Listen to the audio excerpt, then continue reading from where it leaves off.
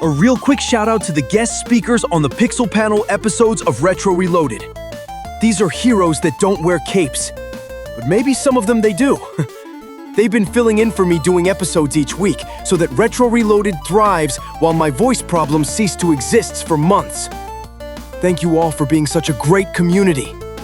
Also, quick shout out to our grandstanding 64-bit legend Zero for being such a great supporter of the show. Mega Man should be jealous of the camaraderie. Then at the 16-bit adventurer tier, we have many longtime warriors, including Marcus Q, Gage, Tetrafolly, and Oriok. Then we can't forget our 8-bit explorer time with longtime supporters such as Wabi Yurt, Ware Coon Warden, Gaming Quarterly, Big Nick Dika. Again, thank you for everything.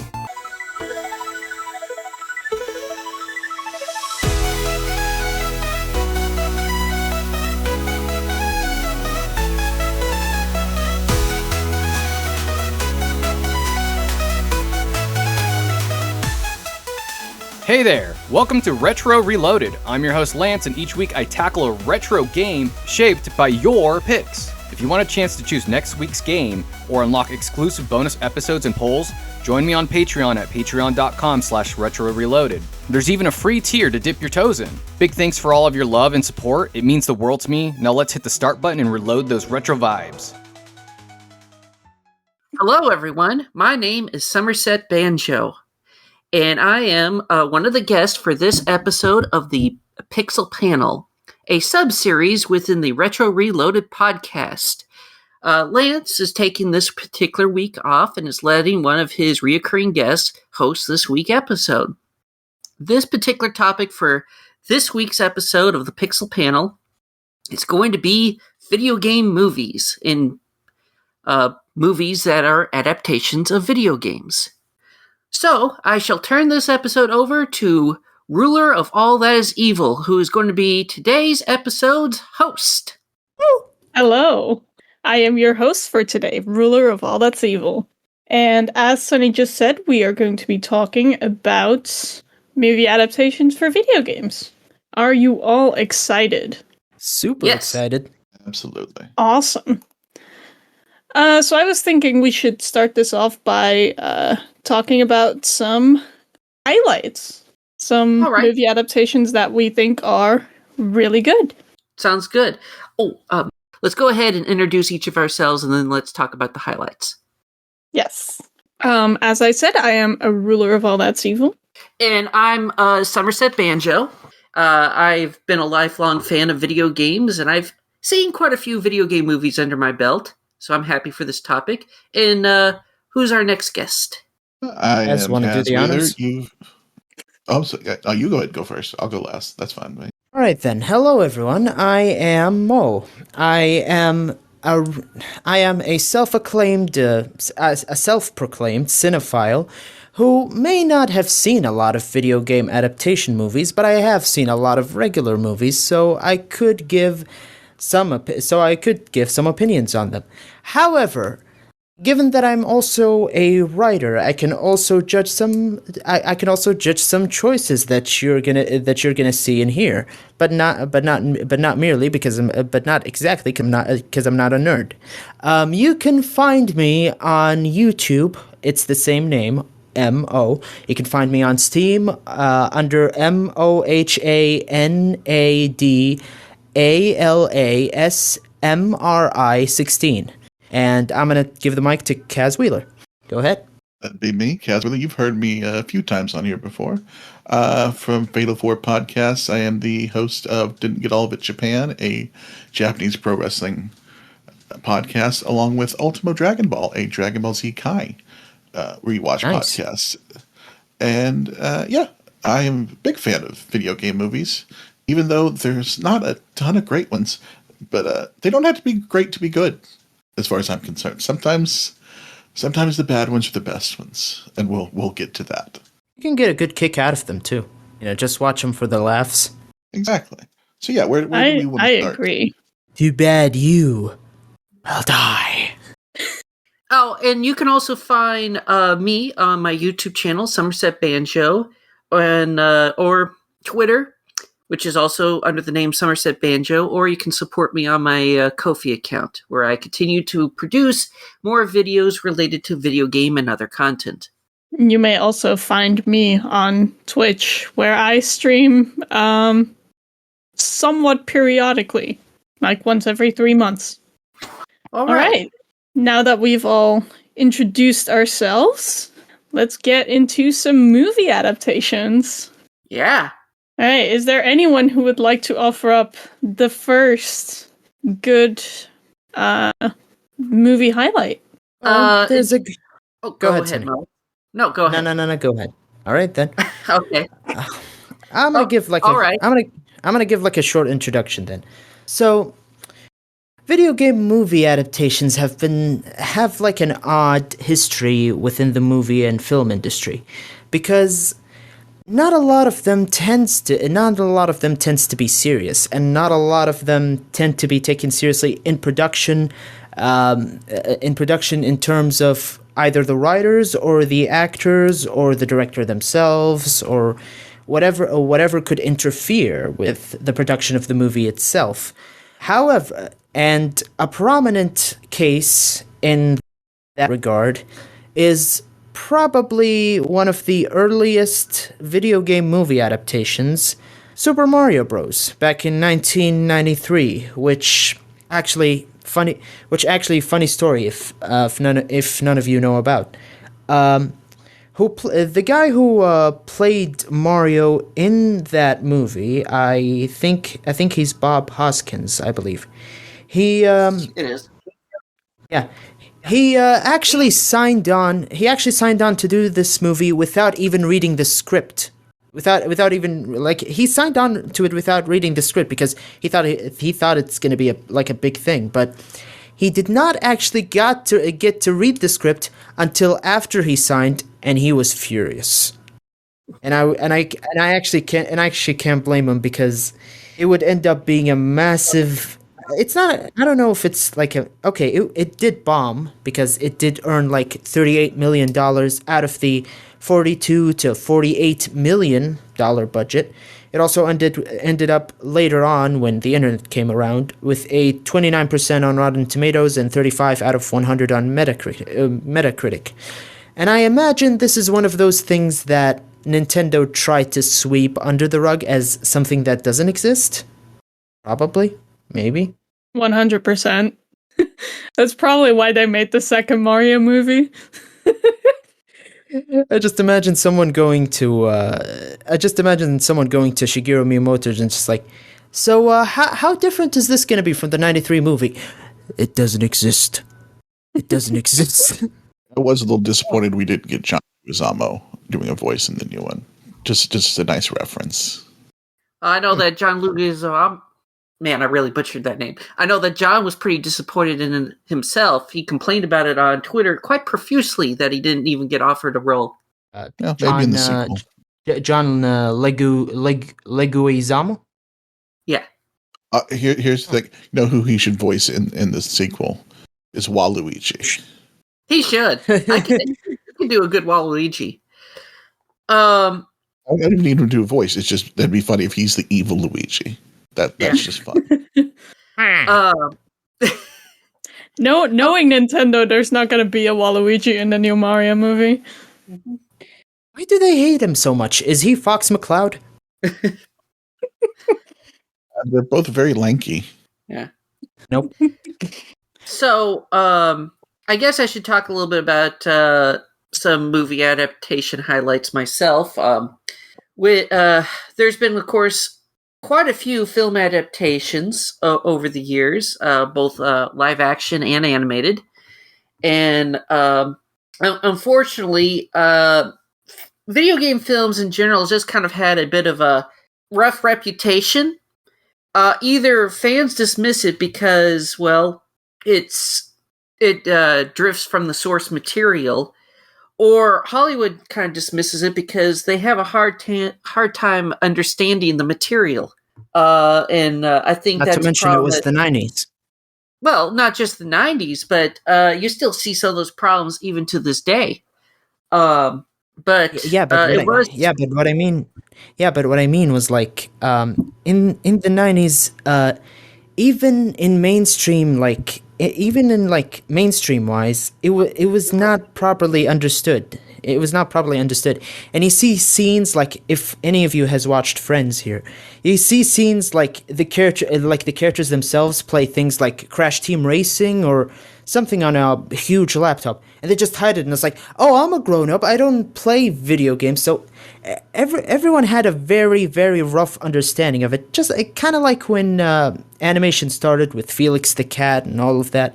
They thought it was something that is not meant to be taken seriously. So that also was an influence on that. Well, yes.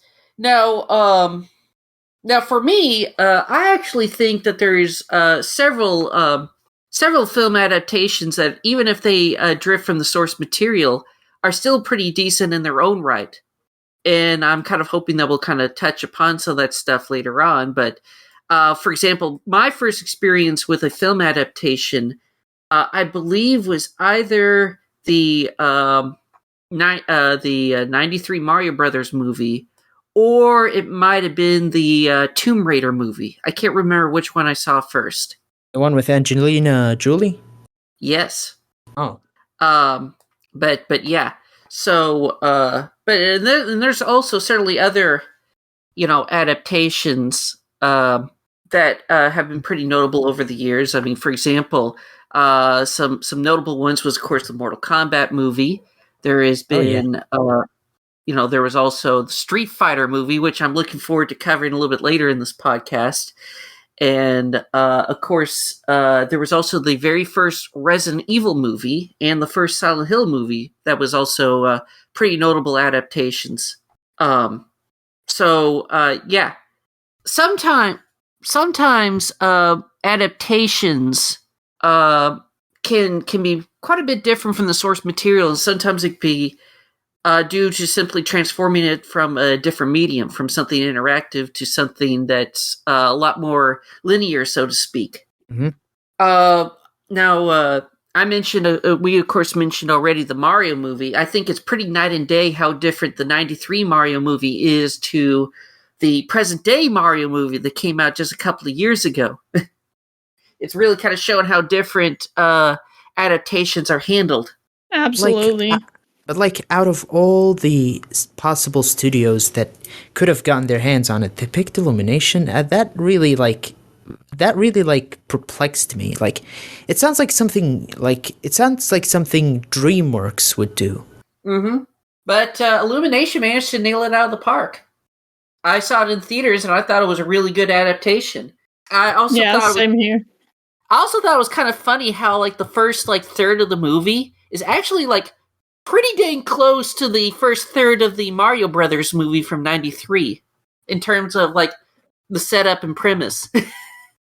Yeah, I'm pretty sure that was a coincidence. I don't think anything Nintendo ever does is a coincidence. I mean, I think the scenario went like this. They wrote out the scene, they animated it, they did everything, and they finished it. And then, just in the corner, someone said, "Oh wait, are we really referencing the '93 movie?" And I was like, "What?" And someone was like, "What? Did we actually do this on a coincidence?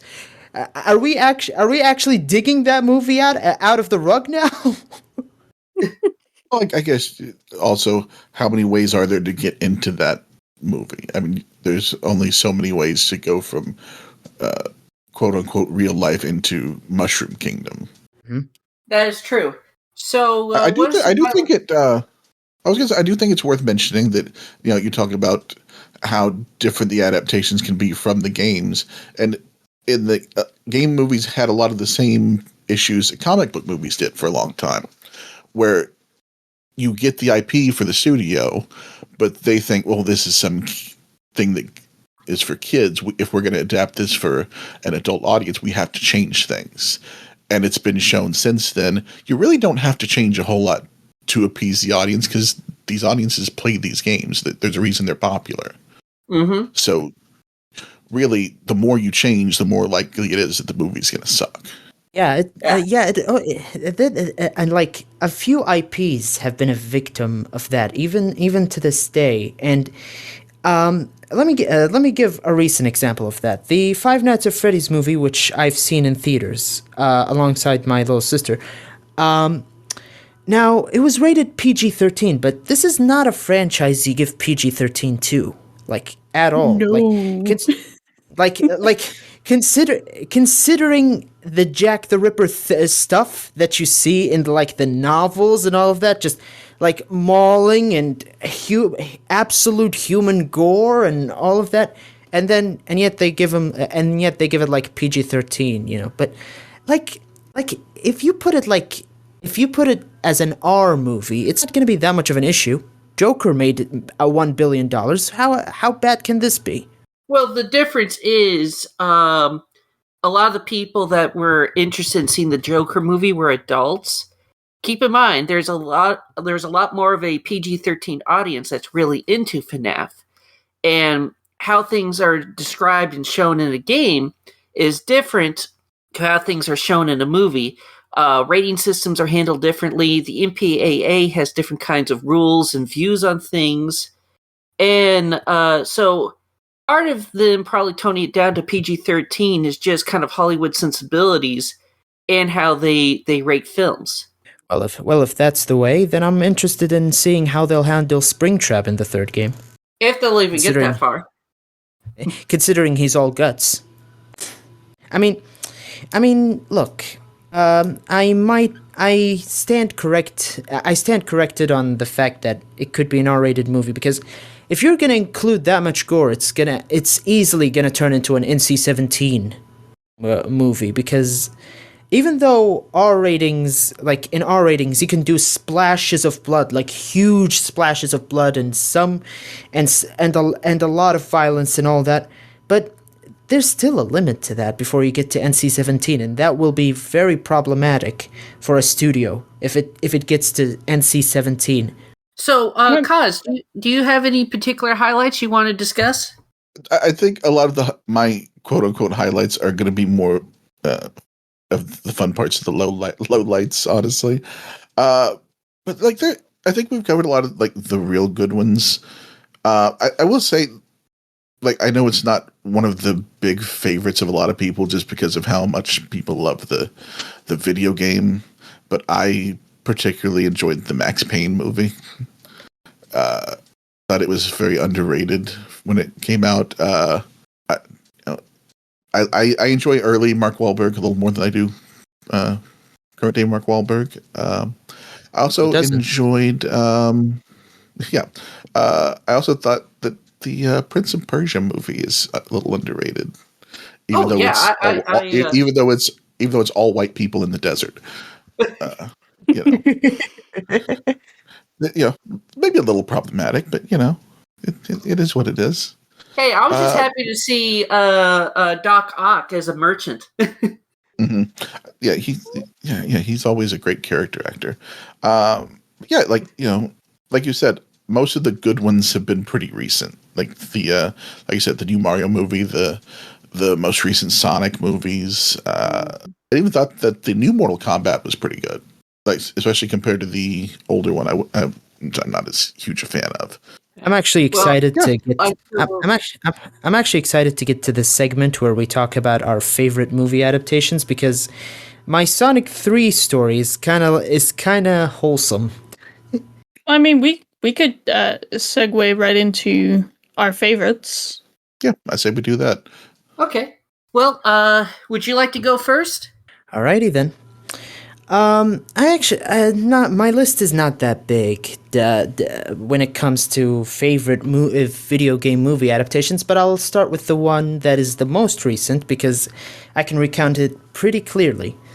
Now, the Sonic movies are pretty good. Like, I've seen the first and second one back to back on TV. I watched them on Netflix. I've had like a weird relationship with the Sonic franchise because I've seen more shows and movies than actually played the games. Like, I've played like only 2 games, and That was the first and the second ones back in like 1991 and 1992. I've played them like 2 years ago or something like that. However, it's very rare to see a trilogy build on itself with like every new movie. You got and this is the first video game, if you can believe it, this is the first video game movie trilogy to actually achieve that. To actually build on itself the way movie trilogies like Lord of the Rings or the Dollars trilogy and the Toy Story trilogy have did. Like, the first one is okay. It's a good laugh flick. It's a good laugh flick. You enjoy Jim Carrey's like performance, even though he doesn't look he doesn't look like the Robotnik we know until like the very end of the game, at the very end of the movie. Sorry. The second one actually blows the first one out of the water, because now we have Tails and Knuckles in the mix. And as someone who is and still in love with Tails, I actually enjoyed this more, because but it's kind of weird that they only kept Tails' official voice actor in the movie. Like, Ben Schwartz and Idris Elba are good in their roles, but why Colleen? Why only Colleen and that's it? Like this, that was kind of odd. However, the third, I actually got to catch it in cinemas, and it was like a very lucky. It was a very rare stroke of luck for me. It was this December. It was last December. The funny thing was, when I went to the theater, just before I went to the theater, but like a few hours, my dad wanted to join in because he didn't know anything about Sonic, but like only like small slivers back when he was like 20 or something like that. And he just said like, I just want to get out of the house and watch something with you. So we went to the theater. The whole movie played out, and holy crap! Like the third one did what it did to the second movie, what the second movie did to the first one. Like, it kept building on they kept building on each other, but the third one, and I'm sure a lot of people would agree with me, is the best one out of the three. I mean, it did the very hard task of adapting two very well-known games, Sonic Adventure and Sonic Adventure 2, into the big screen with only like a small cast of characters relative to what you see in the two games. Like, here you have what do you have? You have Sonic, Tails, and Knuckles, and that's it. And then you have Shadow coming into the picture, played by the man himself, Keanu Reeves, who actually does a very good job in capturing the little hedgehog's darkness. But there's one little thing I actually kind of wish, and I probably shouldn't even be saying this, but I kind of wish it happens. I'm hoping this is actually the last time we'll see Jim Carrey on the big screen, because this would be such a wonderful exit. I mean, like, considering the final scene where he just does this same gesture he did from the first movie, like zzz, zzz, in like a very emotional way, and he's like, "It's been nice knowing you," and all that. If that's his exit from the big screen, it would be something like with not only a comedic movie, but also something that everyone that everyone is excited for. That would be something masterful, and that would be something wonderful. But that's just my opinion. Anyways, we ended up having a lot of fun that night, and I actually really loved the movie. That's in regards to the Sonic trilogy. The other stuff, I did see Five Nights at Freddy's at the cinemas. I just said that, and to be honest, given where I'm from, I'm the only one who recognized Matt Pat's cameo in that movie.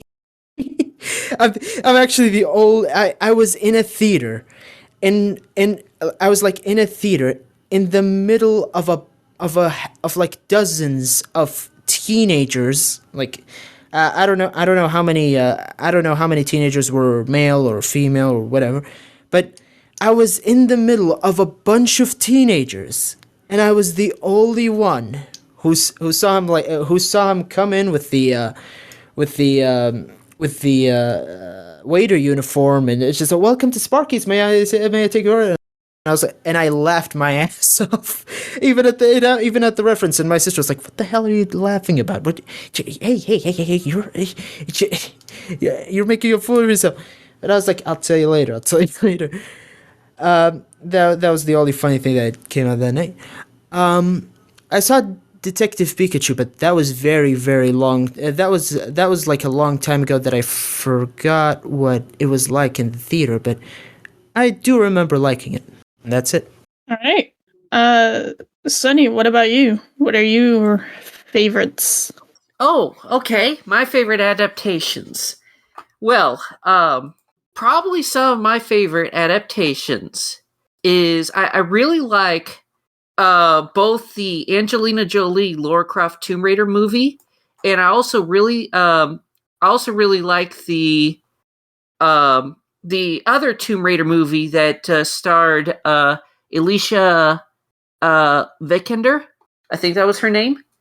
Yes. I actually really liked both of those different attempts at adapting that particular franchise. I think I have a slight preference more to the Angelina Jolie film, but I thought both of those films were pretty good. One of the unique things I noticed about the Angelina Jolie Tomb Raider movie is it's in some ways a very loose adaptation of Tomb Raider 2. While the story is very different, it includes quite a few, let's say, plot beats that were taken from that particular game. For example, people break into the Croft Mansion. There's a shootout there. Well, that's taken from the last level of Tomb Raider 2. She goes to Cambodia and fights a bunch of statues. That's also taken from Tomb Raider 2. She goes to Venice, which is also a location from Tomb Raider 2. While the plot is very different, it was pretty clear that the second Tomb Raider game was kind of their blueprint when coming up with a film adaptation for the Angelina Jolie Tomb Raider movie. I will say that as much as I liked the first Tomb Raider movie, Cradle of Life was a massive disappointment, which kind of killed that series. But like I said, I did really like the Alicia Vikander Tomb Raider movie. I went to the theater and saw that with my dad. I know that one's kind of more based off of the Tomb Raider reboot that Square Enix in Crystal Dynamics did, where she's like using a bow and arrow and stuck on an island. Again, I don't think that one followed the plot of the game all that closely. Just kind of more like the aesthetics and kind of overall design. But I kind of did like what they were setting up, and I would have been happy to have seen a sequel to that, but I don't think they ever did. I also really like the Detective Pikachu adaptation.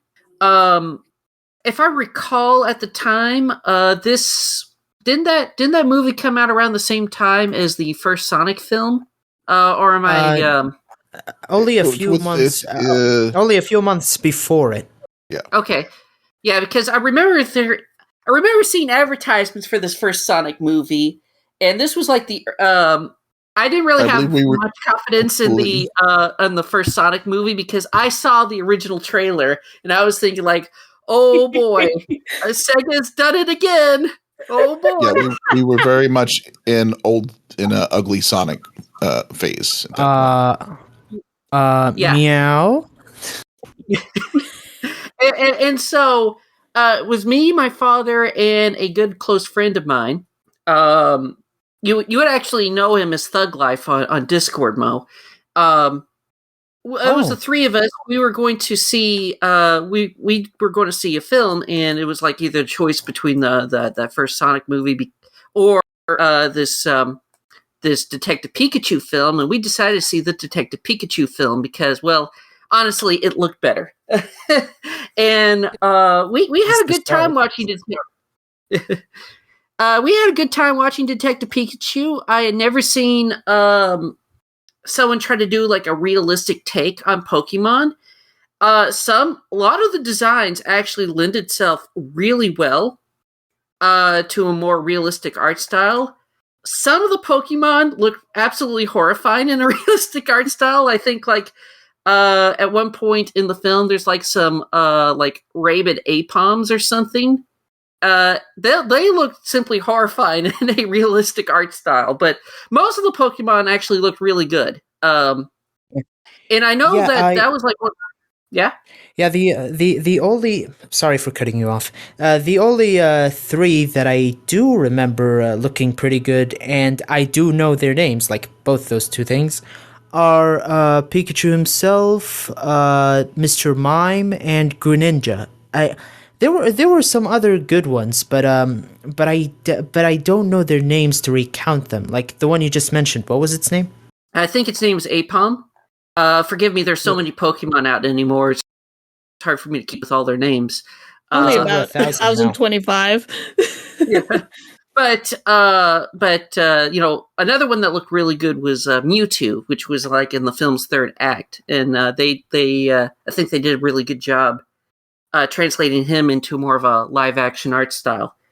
But yeah, we enjoyed that film. I thought it was pretty good. I thought that Ryan Reynolds made a great Detective Pikachu.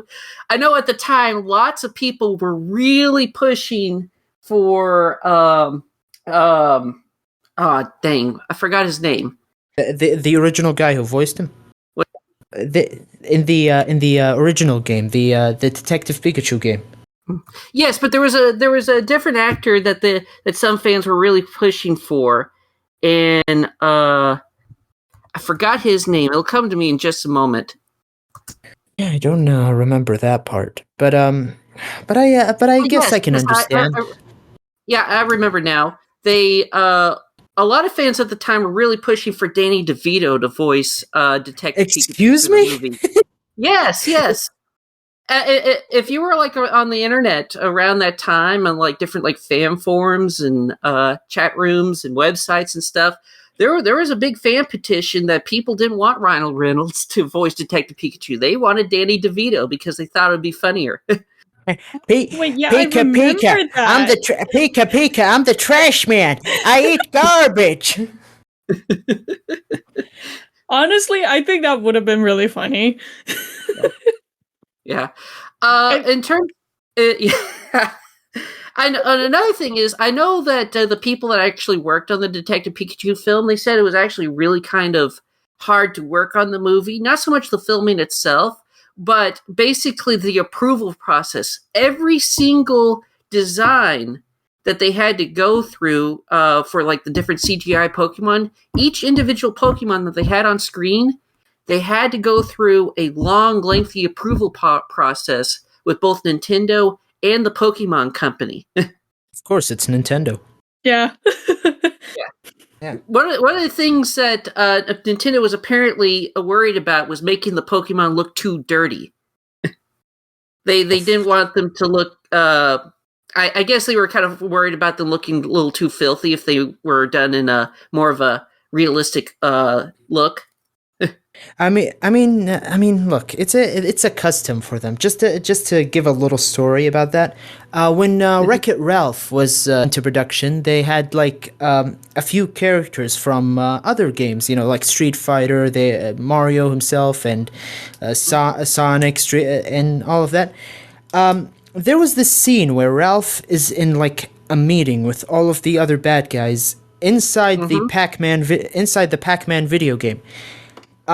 There was this little part in where Bowser holds like a paper cup and like mixes it. According to the director, when Nintendo saw that, they contacted him saying he would not hold it this way.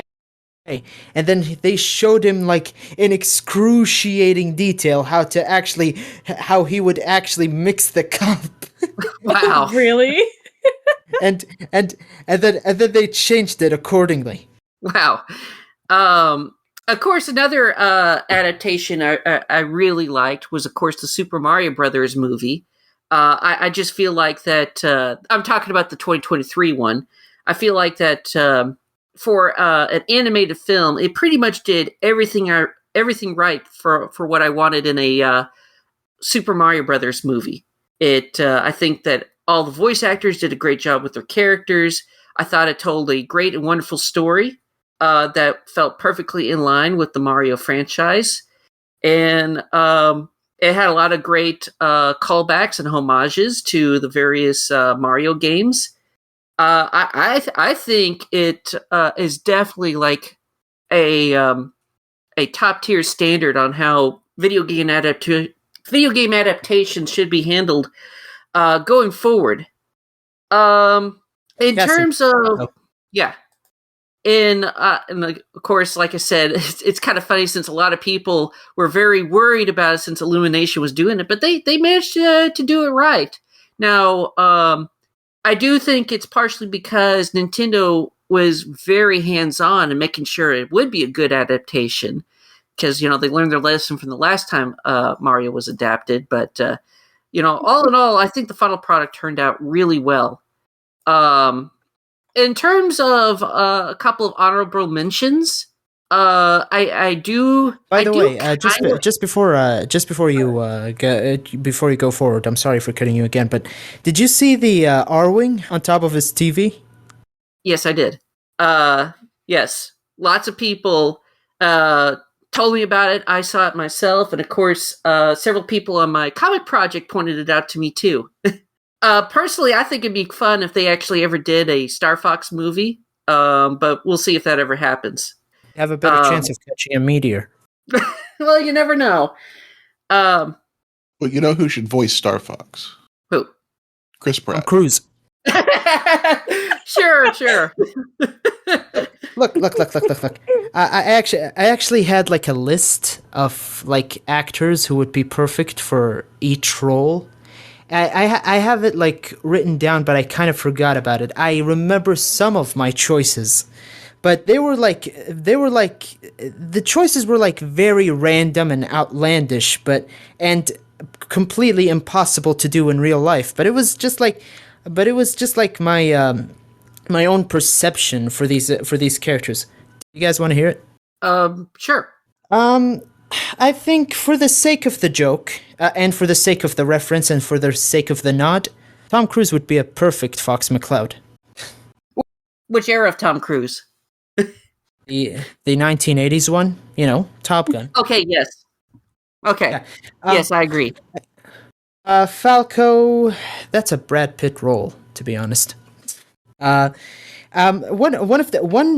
very odd choice that not a lot of people understood is that I chose for Pegma Dengar. I chose Don Rickles.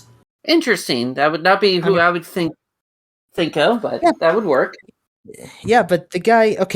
Not only does the guy sound perfect, he's a comedian who specializes in insult comedy. This would be right up his alley.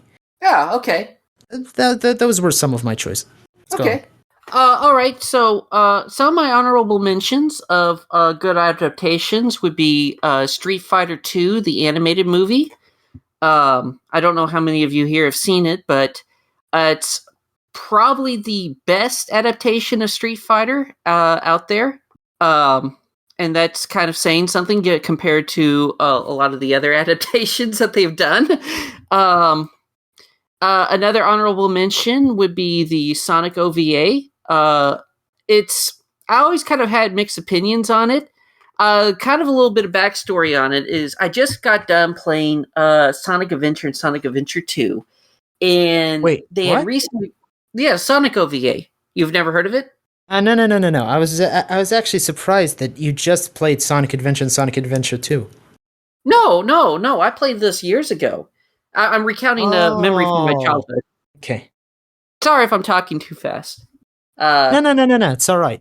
So years ago, when I was a kid, I had just gotten done playing Sonic Adventure and Sonic Adventure 2 Battle. And my father told me that, hey, there's a Sonic movie. And I was like, there is? Because my father, he used to work at Hastings, and they had lots of movies, books, all sorts of stuff there. And they had recently done a re-release of the Sonic OVA titled Sonic the Movie.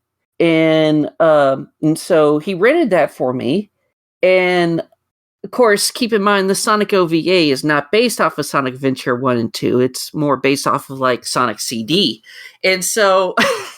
It came back. It came out in 1996. Yeah. So when I saw it, I was very confused because I was like, where's Station Square? Where's why does Eggman look so different? And why is there a weird, like, monkey girl running around? And why does the president look nothing like he does in the games? And why is, like, the whole setting, like, divided between, like, the land of darkness and the land of the sky or something like that? I was like very confused by how different the setting was in this film. Animation looks great. The story is okay. It's pretty decent Sonic fare. Has some pretty good fight scenes between Sonic and Metal Sonic in it, and of course, also the Metal Robotnik suit, which I think, in a way, kind of got loosely referenced in the Sonic Heroes game. The one of the bosses in that looks kind of like Metal Robotnik from that film. In fact, there's actually, like, several references to Sonic the Movie and Sonic Heroes if you think about it. Anyway, but I kind of consider that to be an honorable mention because while it's not one of my favorite adaptations, it's one I've seen that's actually good. And of course, here's an honorable mention of an adaptation that I love, even though it's not a good adaptation, and it's the 1994 Street Fighter movie. Ooh. I just had a blast with that particular film, and it's not a good film, but it's a fun film. And I think that's partially in part just due to all the cameos of all the different characters from the games in the film, but also just Raul Julia's performance. He steals every scene he's in as M. Bison. And if you've ever seen that film, you'll exactly know what I mean, because he is over the top, very hammy, and also playing that role for all it's worth. It's probably not exactly the most ideal swan song for his career to go out on, but it's one that stuck in the minds of a lot of people. And I think there's a lot of people that remember Raul Julia just for his role in this film. But we can talk a little bit. Of course, we can talk a little bit. Sorry for cutting you off again.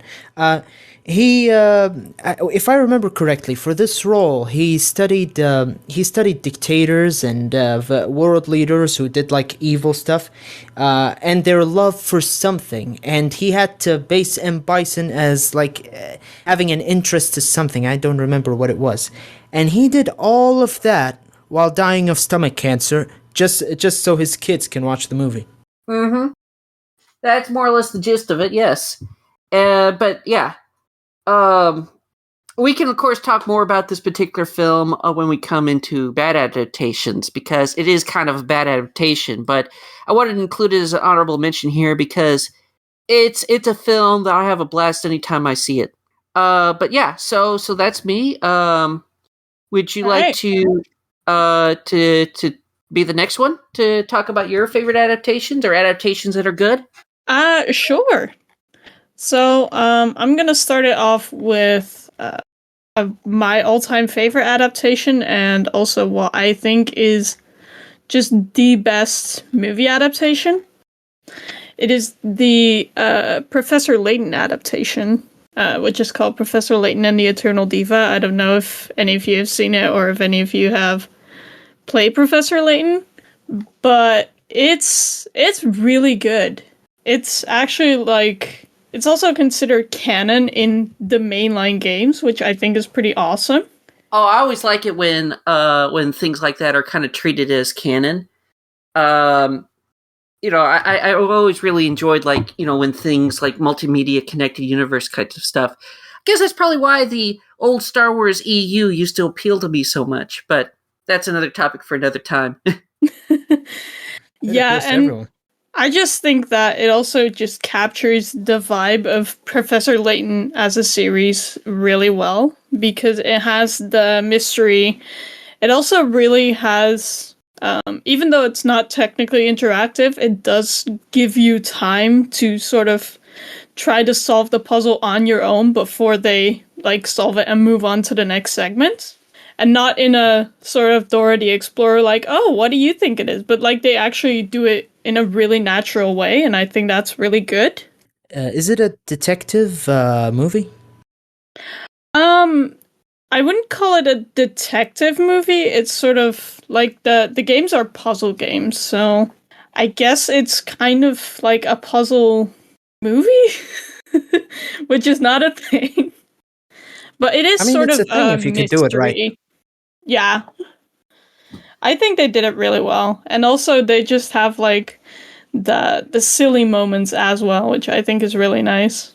Yeah. Mm-hmm. That reminds me, don't mean to interrupt, but there actually was like an Ace Attorney film that was like live action. I don't know if it was any good or not, but Oh, yeah. I've seen It was. It was made in it was made in Japan back in 2012, I believe. Yes. It's a fun watch, but it's not good. Okay. So we can maybe Oh. discuss that in the movie adaptations that were not so great. Wait, Takashi Miike directed it? What the hell? Takashi Miike did a wonderful film called Audition. So I'm kind of surprised if this is actually not good. So was the Professor Layton movie, was that animated or live action? It's animated. Ah. And I think that also helped with capturing the style and the vibe of the games. Because they don't have to worry about, things being or looking too realistic. Like in a cartoon, so to speak, you can get away with an archaeology professor suddenly knowing parkour and sword fights. I thought that just came with the course.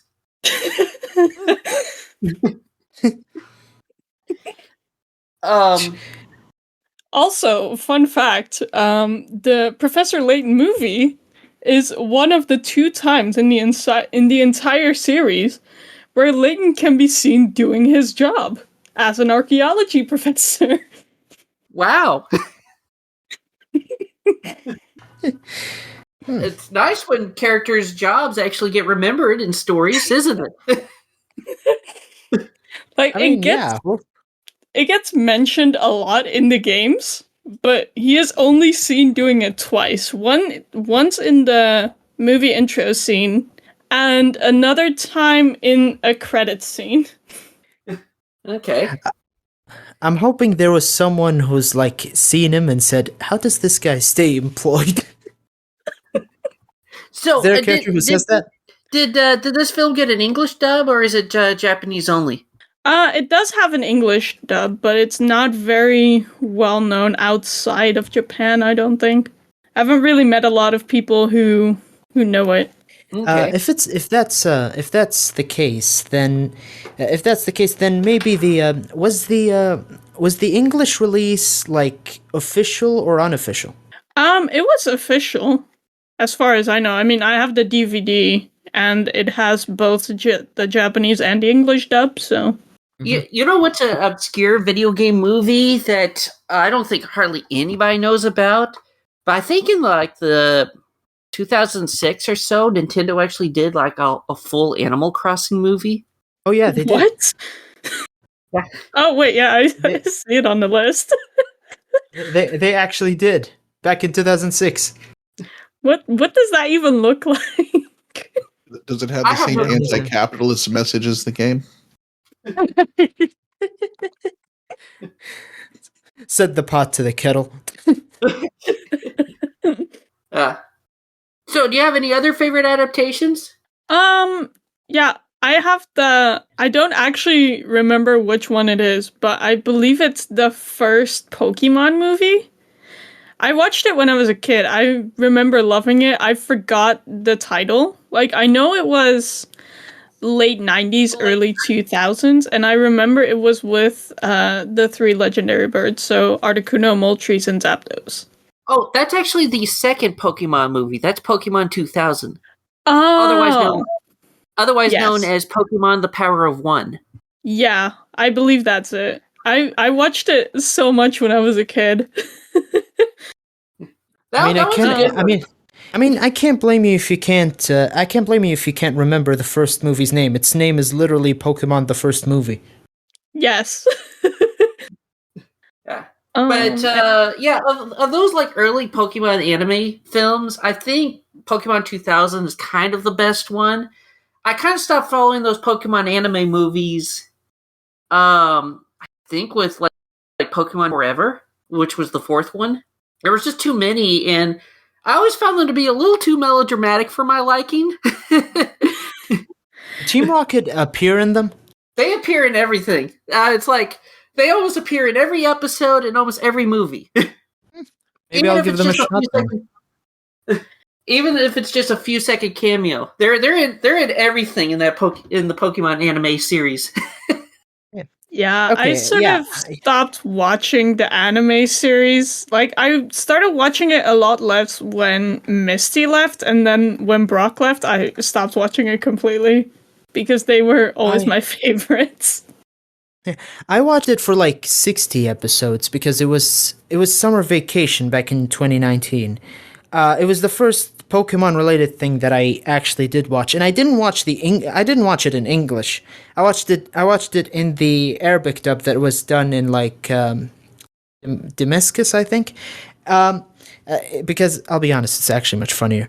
I liked Ash. Okay, I liked Pikachu. I liked Misty. I liked Brock, but no one actually grabbed me more than Team Rocket because I love those types of characters that are just like so close to each other yet such screw-ups. I just think so arrogantly of themselves and just like I don't know. I know Jesse and James aren't a couple, but like I kind of like those characters where like a guy and a girl just team up and do some stupid shit to actually achieve their goals, but then like they end up fucking it up.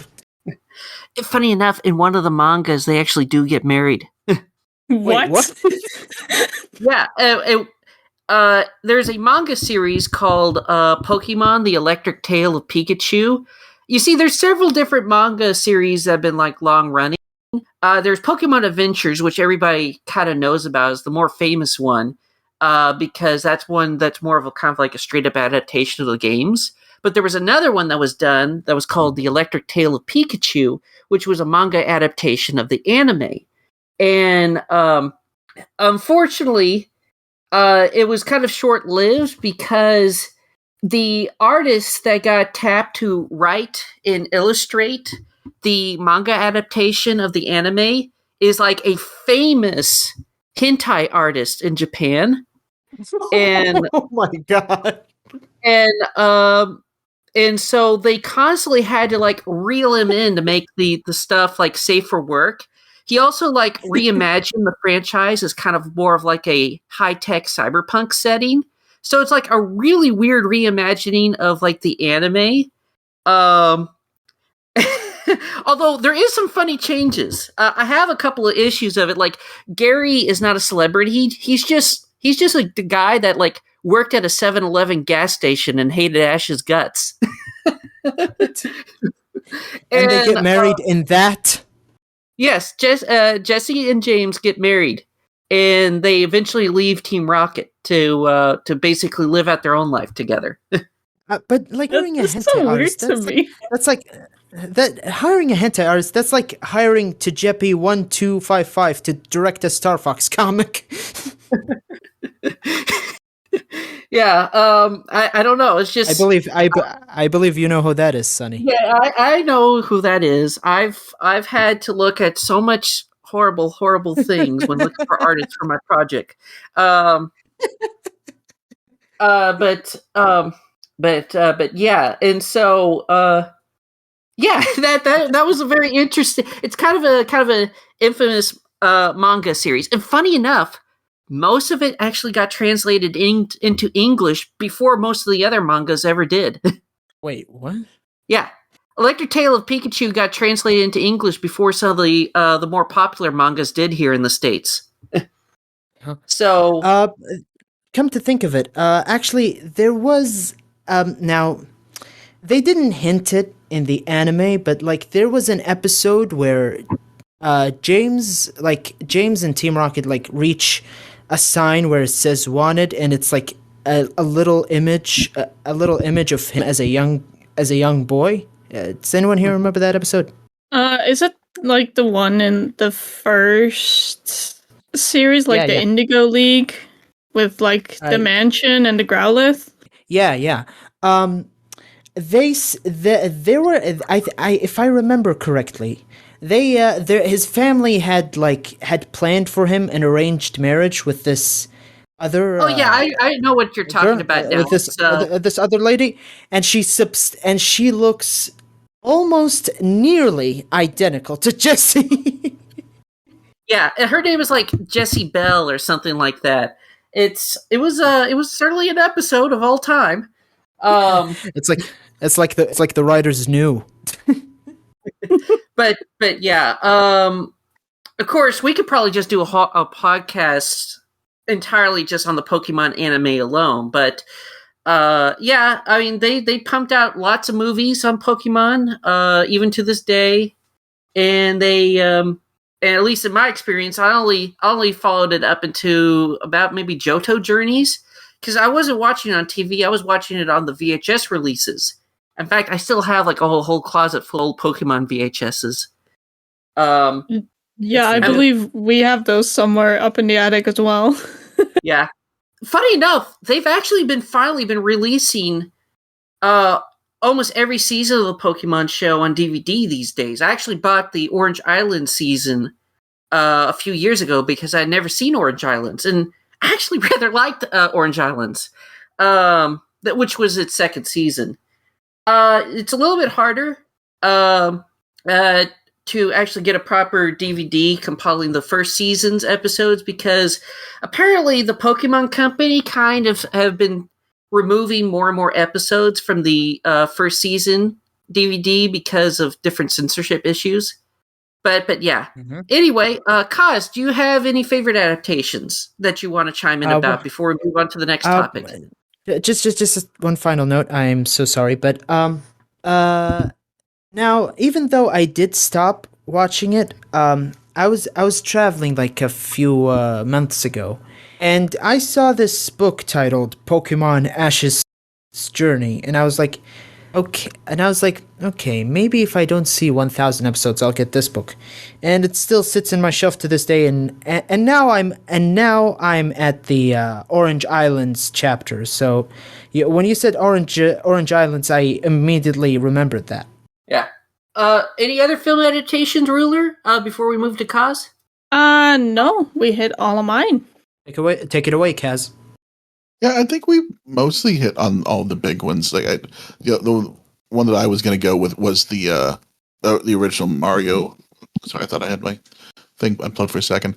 Yeah, the not original, the newest Mario movie, because I do think it was about as well as you could do a Mario movie, especially introducing it, and it felt as much how Super Mario Galaxy felt like a love letter to video games and the Mario series as a whole. I felt like the Mario movie did a lot of that for the series as well. It was just this great nostalgia trip if you've played all the games, and you can just see these random characters in the background. You're like, oh, I know that from this game, or that one from this other one. And you get Donkey Kong and all. Basically, it's a nostalgia trip for just like the entire history of the series, and I think that's as good as you can do for a video game movie of that type. So that's probably the one that I lean towards the most. Yeah, And what's even better is it came out right before Nintendo decided to set fire to its reputation. Well, but they do that like once every 5 years or so. So Well, that's true. They screwed up a lot in the 90s with this and with the Philips CDI and all of that. They'll be fine. yeah, they're not hurting. They'll be. No, Yeah. no, they're not. But it was just nice that the movie came out during a time when Nintendo popularity was at a high point. Mm-hmm. Yeah. Mm-hmm. All right. Let's move on to some movie adaptations that were not so good. Okay, Kaz, why don't you start? I start. Oh, sorry. Yeah. Kaz, yeah. Well, you can start. I mean, anybody can start. Yeah. I'm sorry. I don't mean to I step don't on care. people's toes. Sorry, I didn't I didn't hear it properly. That's my bad. I imagine there's going to be a lot of mentions of Uwe Boll movies. I was going to. Yeah, we could talk all day about the Uwe Boll era of movies. That absolutely none of them are good or worth watching or worth talking about. I did have this interesting little factoid here, and that from what I can tell, the movie that bombed the worst of all the video game movies was the Uwe Boll Postal movie, Which is cost funny 15 million. because it's funny because that one's actually probably the closest to the games, or at least to the spirit of Postal 2. Right. It cost $15 million to make, and it made $146,000, which is insane. And they let him make movies after that. How did Vivendi let this guy go? Usually, if you bomb that bad, they don't let you make movies anymore. Yeah. But I think, as far as bad adaptations, the one that I think bothers me the most are the Hitman movies, because I love that franchise. And they had 2 shots at it, and neither of them were in any way good or felt like a Hitman game whatsoever. Mm. It just felt like an action movie that you put a bald cap on a dude for. Yeah. Why did they get Vin Diesel? Ooh. He's too short for that. But also, I've always thought that if you were going to do a Hitman movie, the way to do it is to make it more of not necessarily a horror movie, but more of like a suspense type movie, in which you very rarely, if ever, actually see 47. Like, you're getting the movie from the perspective of the people who are being killed. Well, now And I've always thought that would be the better approach to doing a Hitman movie versus Hitman having 47 having a love interest for half of the movie, when that's not exactly happen in the games much. But that one, and the other one that I wanted to mention is Until Dawn, which is the very recent one, which I'm not a big horror game person, but I do love that game because I'm a big fan of, a choose your own adventure type of thing. And the game or the movie is just so not what the game was that it was very disappointing to me. It's odd because the first Hitman movie was a huge success. It got like 4 times the budget back. Mm-hmm. Yeah. Box office, it did very well. It just was bad. You can't always assume the public's going to like a good thing. Mm-hmm. Yeah. Well, Ruler, do you have any that you would want to bring to the table? Yeah, it's as I mentioned just now, the Ace Attorney movie. I did really enjoy watching it. I think it's a very funny movie. But it is not a very good movie. Like, they didn't so they made it of the first game. They made a movie of that, with the intro case being like a short intro. The third case, which was supposed to have, or which in the game has like a huge character arc for Edgeworth, who is a rival for those that don't know.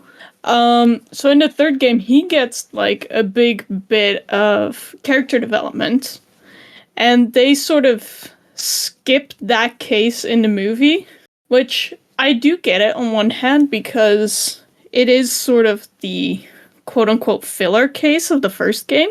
But yeah, skipping that character development was a really odd choice for me.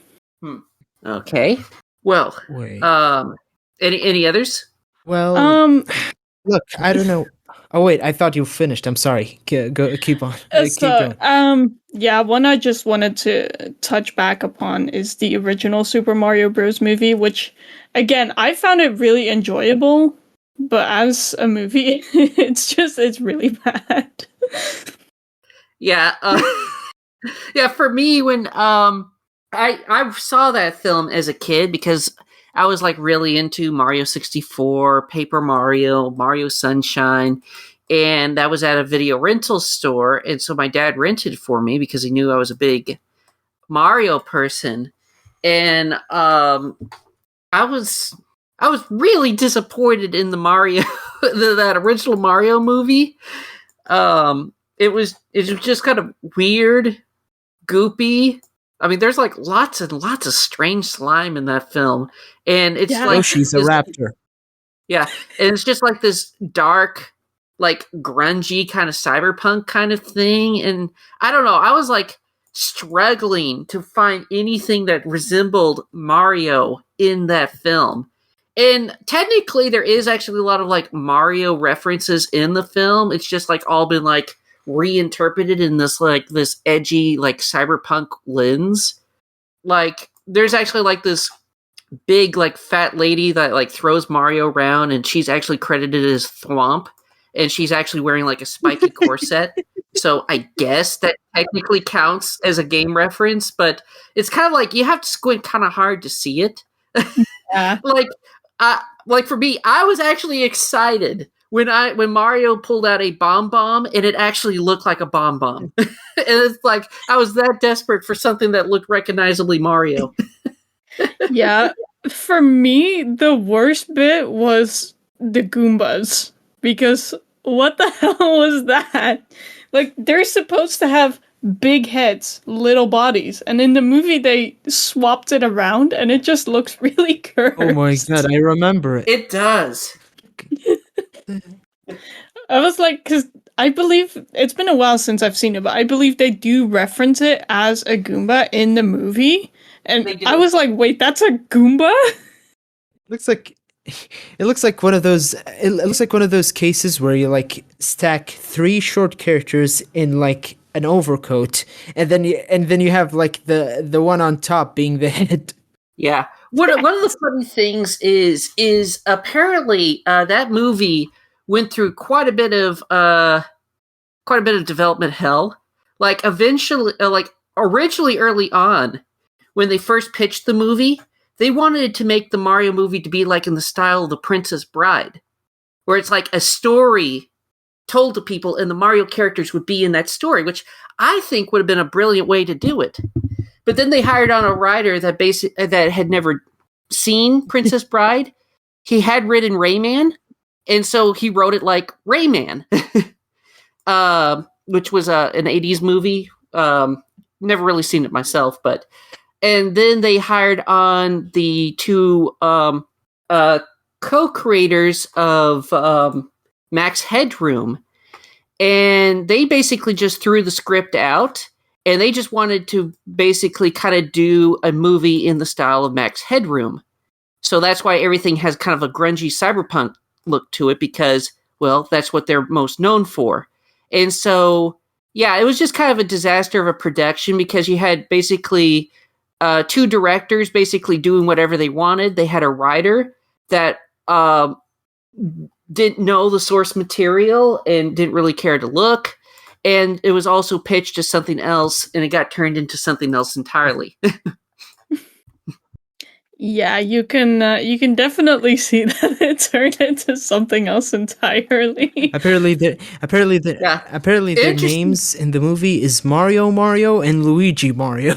Yes, Yeah, yes. that's canon. Like, that's why they're called the Mario Bros. It's because their last names are Mario.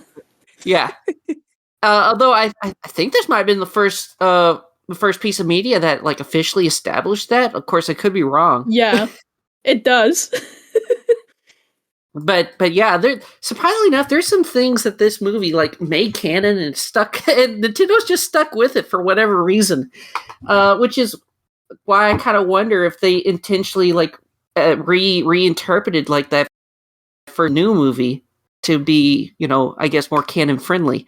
Anyway, one thing that's interesting about the Mario movie that I know about, pretty much after that movie came out, the two directors essentially got blacklisted from Hollywood, and they've pretty much have never done anything ever since then because, well, doing the live action Super Mario movie just kind of ruined their reputation.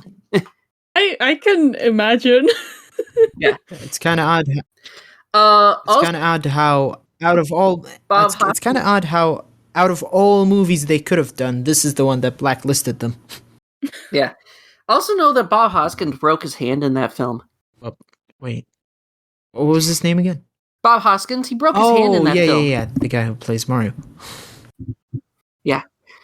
All right, so I guess Mo, you can do bad adaptations next. Well, I don't have a say in this, but I do have one thing which I don't know if it counts. I don't know if it counts as a video game movie adaptation, but the Slender Man movie that they did, it was an odd one, but I didn't see it personally, but I had like a relative see it and he said it was awful.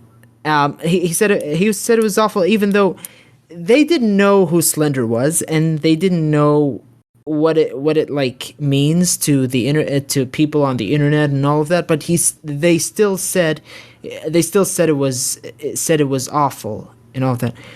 There was something that I kind of hoped one of you would actually mention because maybe you know more about it than I do. The sequel to the Mortal Kombat movie, the Annihilation one.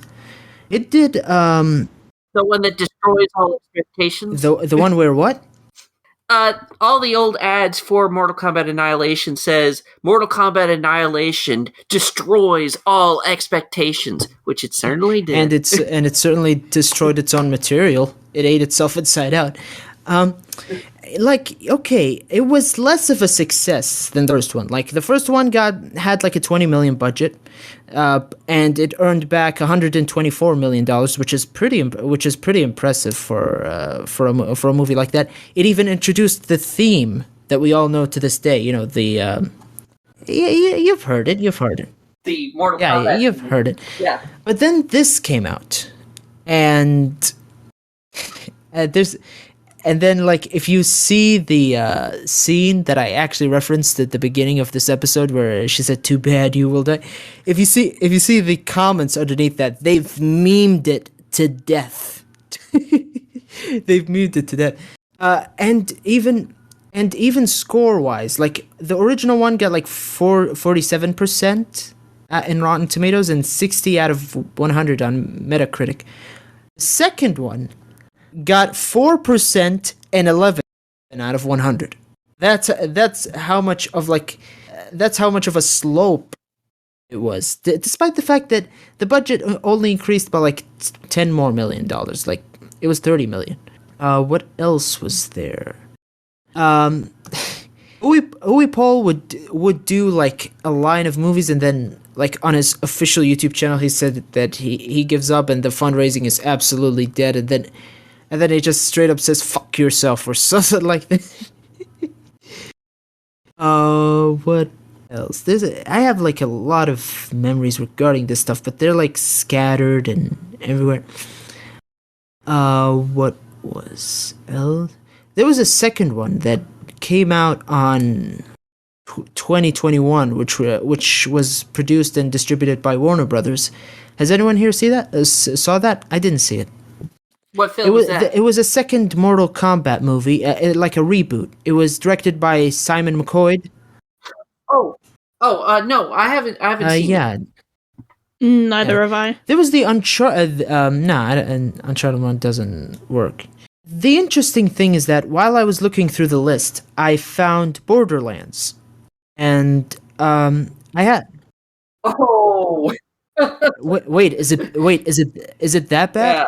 Yes. Yes. It's pretty bad. I was surprised. The thing that surprised me is that not because it was bad. Like I don't know anything about Borderlands, but what actually surprised me is the fact that of all people to direct it, Eli Roth did. Like, out of all possible people to bring to actually direct it, they bought this guy. Now, Well, it's I kind of mean, questionable he's how much Eli Roth actually directed of this film, because so much of it was redone and reshots by other people. yeah. Eli Roth hasn't made a lot of good choices lately. he wasn't on Glorious Bastards, and that was a good choice. He took Adam Sandler's role, and that was pretty good. What else? The most recent example I can think of is the Minecraft movie. Now, there was a lot of people. I have seen like very, very, very mixed opinions on it. Like it was very black and white in terms of things. There was no gray area in this. There was like people who like ironically loved it or unironically loved it or like ironically hated it or unironically hated it. I actually didn't want to see it in theaters. For fairly obvious reasons, I didn't want to see it in theaters because I don't want my glasses to be broken. I don't want to walk out of the theater with broken glasses and a mop of hair filled with like boogers and cola and popcorn and all that. Yeah. Look, I know how bad it is like overseas, but I have seen how bad it is where I'm from. Like, I know there's a lot of people here who like Minecraft where I am, and there's a lot of people who play. Everyone knows about it. But I haven't seen a video of a movie theater actually, a movie theater in here where they like trashed the whole place. So I was like, what did they actually think about it? So that's the reason why I didn't think there was like a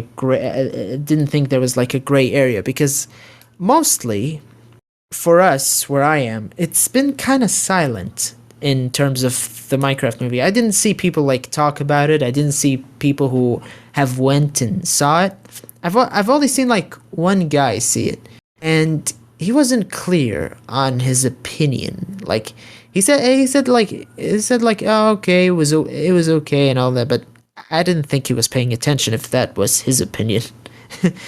However, just one final note. However, I think one respectable thing that they have done in this movie is putting a pig with a crown on his head to celebrate a certain YouTuber who has died recently. I think you all know who it is. Okay. Do you know who it is, Sonny?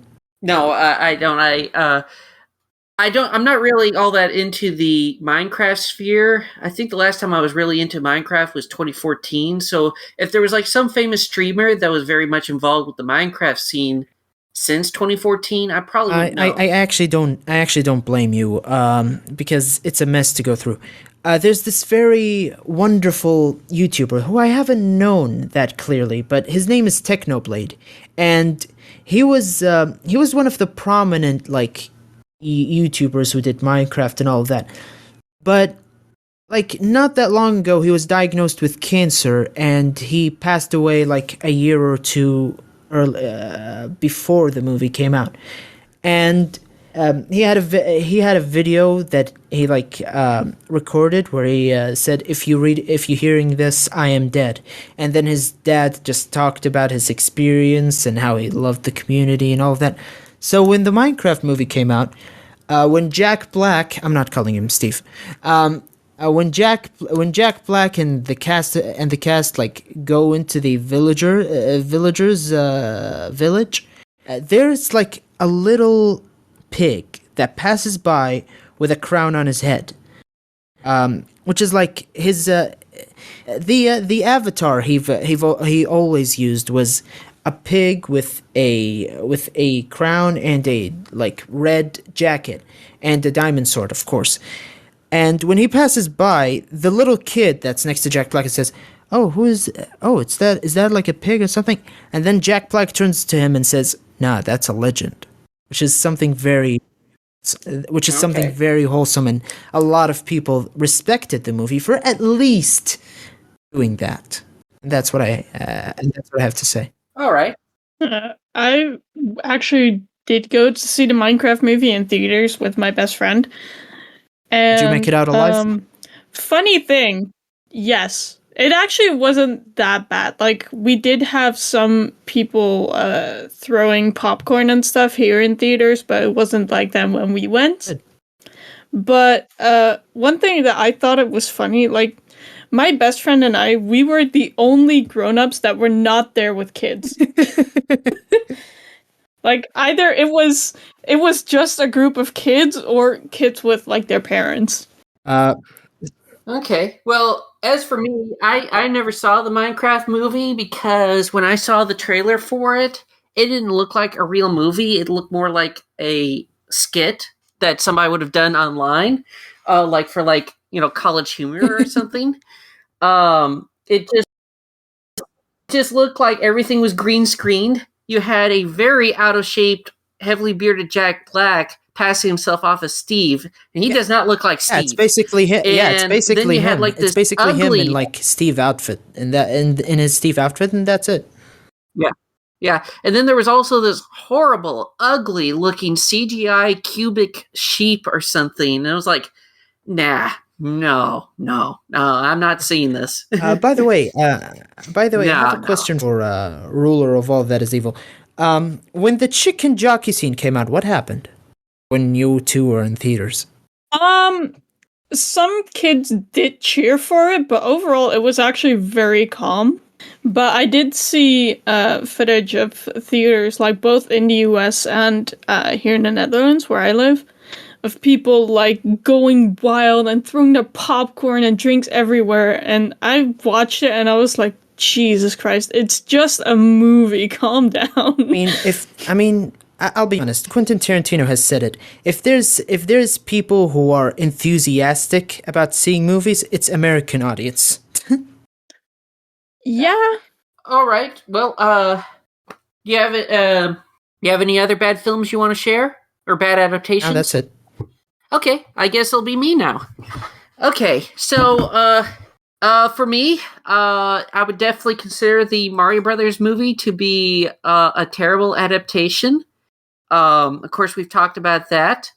I would also consider Tomb Raider: The Cradle of Life to be one of the disappointing sequels I've ever seen because the budget seemed to be lower. The story was just like very low energy, and I know that it's supposed to be kind of like a retelling of like the story of what is it? Pandora's Box, and it was just. And like when you actually get to the Cradle of Life in the film, it looks like a desolate wasteland, which is kind of supposed to be like the big twist in the film. But again, it's like, okay, so this place is supposed to be called the Cradle of Life. It looks more like the Cradle of Death. And I don't know, it was just not that fun of a film. I wouldn't exactly personally consider Prince of Persia: Sands of Time to be a bad film or a bad adaptation. It's just kind of more or less doing its own thing, just with a lot of the assets, or not exactly assets, just a lot of the concepts from the Time Sands of Time trilogy. I think it would have been a better film if they had actually more directly adapted Sands of Time. But I think as it is, I don't really find much wrong with it. I think it's a perfectly fine film. I never saw the Ratchet and Clank movie. But I know that lots of people, for whatever reason, hated it. And I don't know why. I mean, basically, they have most of the same voice actors from the game. And it's pretty much the exact same animation style as the game. I know it's like a very, very loose retelling of the very first Ratchet and Clank game. And I think that might be part of the problem because they deviate quite a bit in their retelling of the first game. But I don't know that much about it to really say one way or another. I just know that a lot of people that were fans of Ratchet and Clank did not like the film. I will say though, I think it was also kind of the victim of sabotage because see, the movie got its own tie-in game. So yeah, it got a game based off the movie, based off the game, and movie tie-in game came out like 4 months before the movie did because the movie got delayed by a couple of months. And so a lot of people that played the game, they were like, I've already seen the film because I played the tie-in game, because the tie-in game has most of the scenes from the film as cutscenes for the tie-in game. So that was part of the reason why I didn't do too well. It got But like I said, I don't. Really it got like 13 million out of 20. Yeah. I know that there's certainly some other notable bad adaptations. The Double Dragon movie is supposed to be notoriously bad. The Wing Commander movie is a kind of a unique failure of adaptation because it was actually written and directed by Chris Roberts, the guy that wrote and directed all the Wing Commander games. But for whatever reason, and I don't know why, it basically completely reimagined everything as more of kind of like a retro future kind of thing instead of more of a strictly kind of sci-fi epic. And it added like a lot of weird like mysticism stuff about like, you know, like telepathic pilots that are called pilgrims and stuff that was never in any of the games. And it was just kind of such a weird like reimagining of the franchise. Even though this movie was, like I said, written and directed by the guy that wrote and directed all the games. But I don't know. If you've ever seen like the FMV cutscenes of like Wing Commander like 3 and 4, just watching a compilation of those cutscenes is a better Wing Commander than the actual Wing Commander movie. But it's just such a weird head scratcher of an adaptation because it should have been a good adaptation, and it had all the people that worked on the games work on the film. But it just came out so weirdly different. Was the issue more about the story or about the fact that it was so heavily like game involved that it got tricky to turn into a movie? What was what was like the factor out of those two? I would say it was more because it wouldn't be that hard to turn Wing Commander into a movie. Because it's already the games were already written like a movie, especially 3 and 4, because they had live action actors and stuff. I mean, heck, the Wing Commander games, they had they had like John Rhys Davis in it. They had Malcolm McDowell in it. They had Mark Hamill in it. While the movie. They got rid of like all those actors and replaced them with like David Warner, Freddie Prinze Jr., Matthew Lillard, Saffron Burrows. And it's like, you already had these people on contract in the games. Why didn't you just have them reprise their roles for the film? I guess maybe for commercial reasons. I guess. But anyway, it's just an adaptation that had a lot of baffling creative decisions that I don't know why they did the things that they did, because it was all made by the same people. Another technically bad adaptation is, of course, the live action Paul W.S. Anderson Resident Evil films. They go way off the plantation with that franchise. It becomes just like this bizarre action movie series, all centered around Mila Jovovich, that just so happens to be Resident Evil. It's truly a bizarre action series. But of the films, the first and second ones are like the least bad and are at least attempting to be like the games. But they are truly a sight to behold, and quite the romp if you're wanting like dumb action films that are just they go all over the place. Like one of them even like turns into a weird Mad Max film at one point. I don't know if any of you guys have seen any of the Resident Evil movies. I have not. I've heard of them, but I have heard of them. But like I've seen the original Resident Evil like poster, and I was like, why? I mean, like when I saw the poster, I was like, this isn't how I have heard of the game. Like I haven't played the games, to be fair with you. I actually kind of want to, but I saw the poster and I was like, how does this relate to it? It's like two women and one of them has a shotgun. Mm-hmm. Yeah. But yeah, it's like I said, the first two of the films actually attempt to be like the games, but after that, they just go off and do their own thing. And there's like 8 or 9 of them in the whole series because they just kept making them like almost like every year for this time. And I think like the first 2 are the only ones that actually hit theaters, and then like all the others were like direct to DVD. It's truly a rabbit trail. Other bad adaptations I've heard about but I haven't seen. I know when I really wanted to see the Need for Speed movie, but I missed it in theaters. But I know that it didn't do too well. Have for Speed movie? I did see its poster, and it had like a fresh out of Breaking Bad Aaron Paul in it.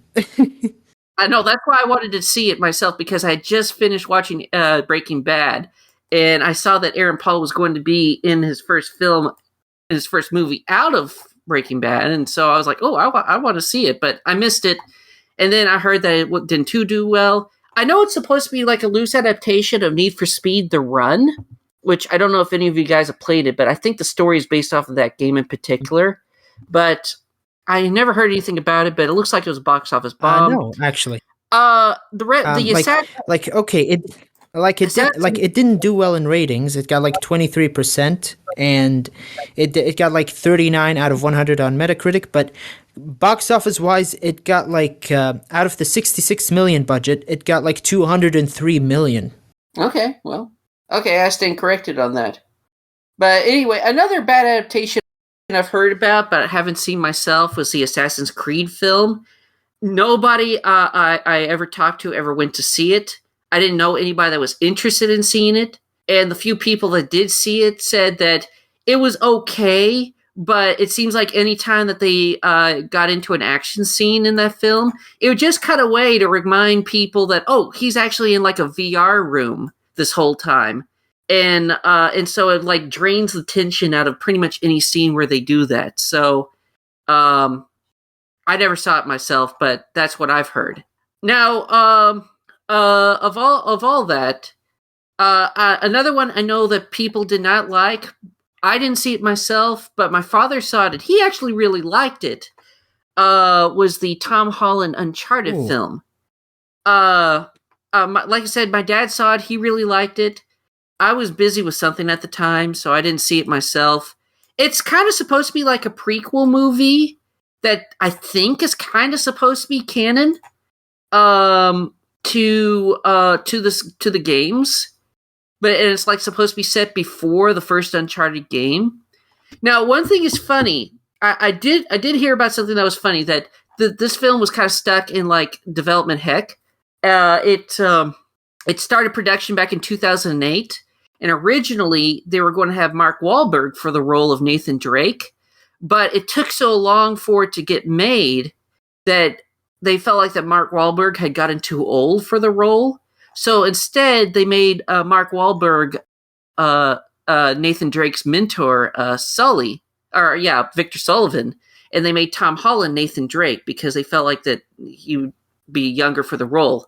And for what I don't know too much about it. I know that fans of the franchise didn't like the film, and I think it only did okay.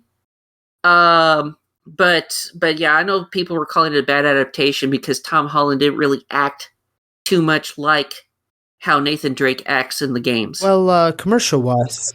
But no, I'm sorry. I'm just like giving stats on like the actual thing, but I hope you don't mind actually.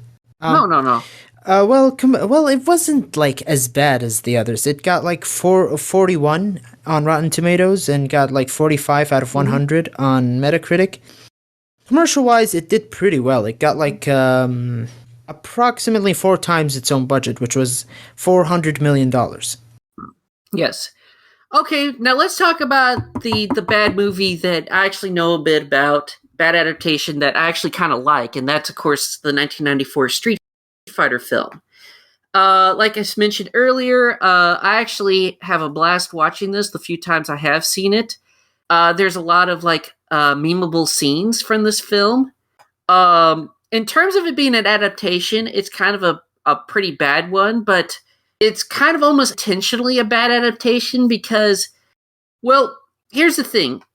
Capcom had seen how other films were being adapted at the time, and so Capcom wanted 100% full creative control over the making of the film, and they also basically bankrolled it too. All they wanted was a Hollywood studio to actually handle the distribution.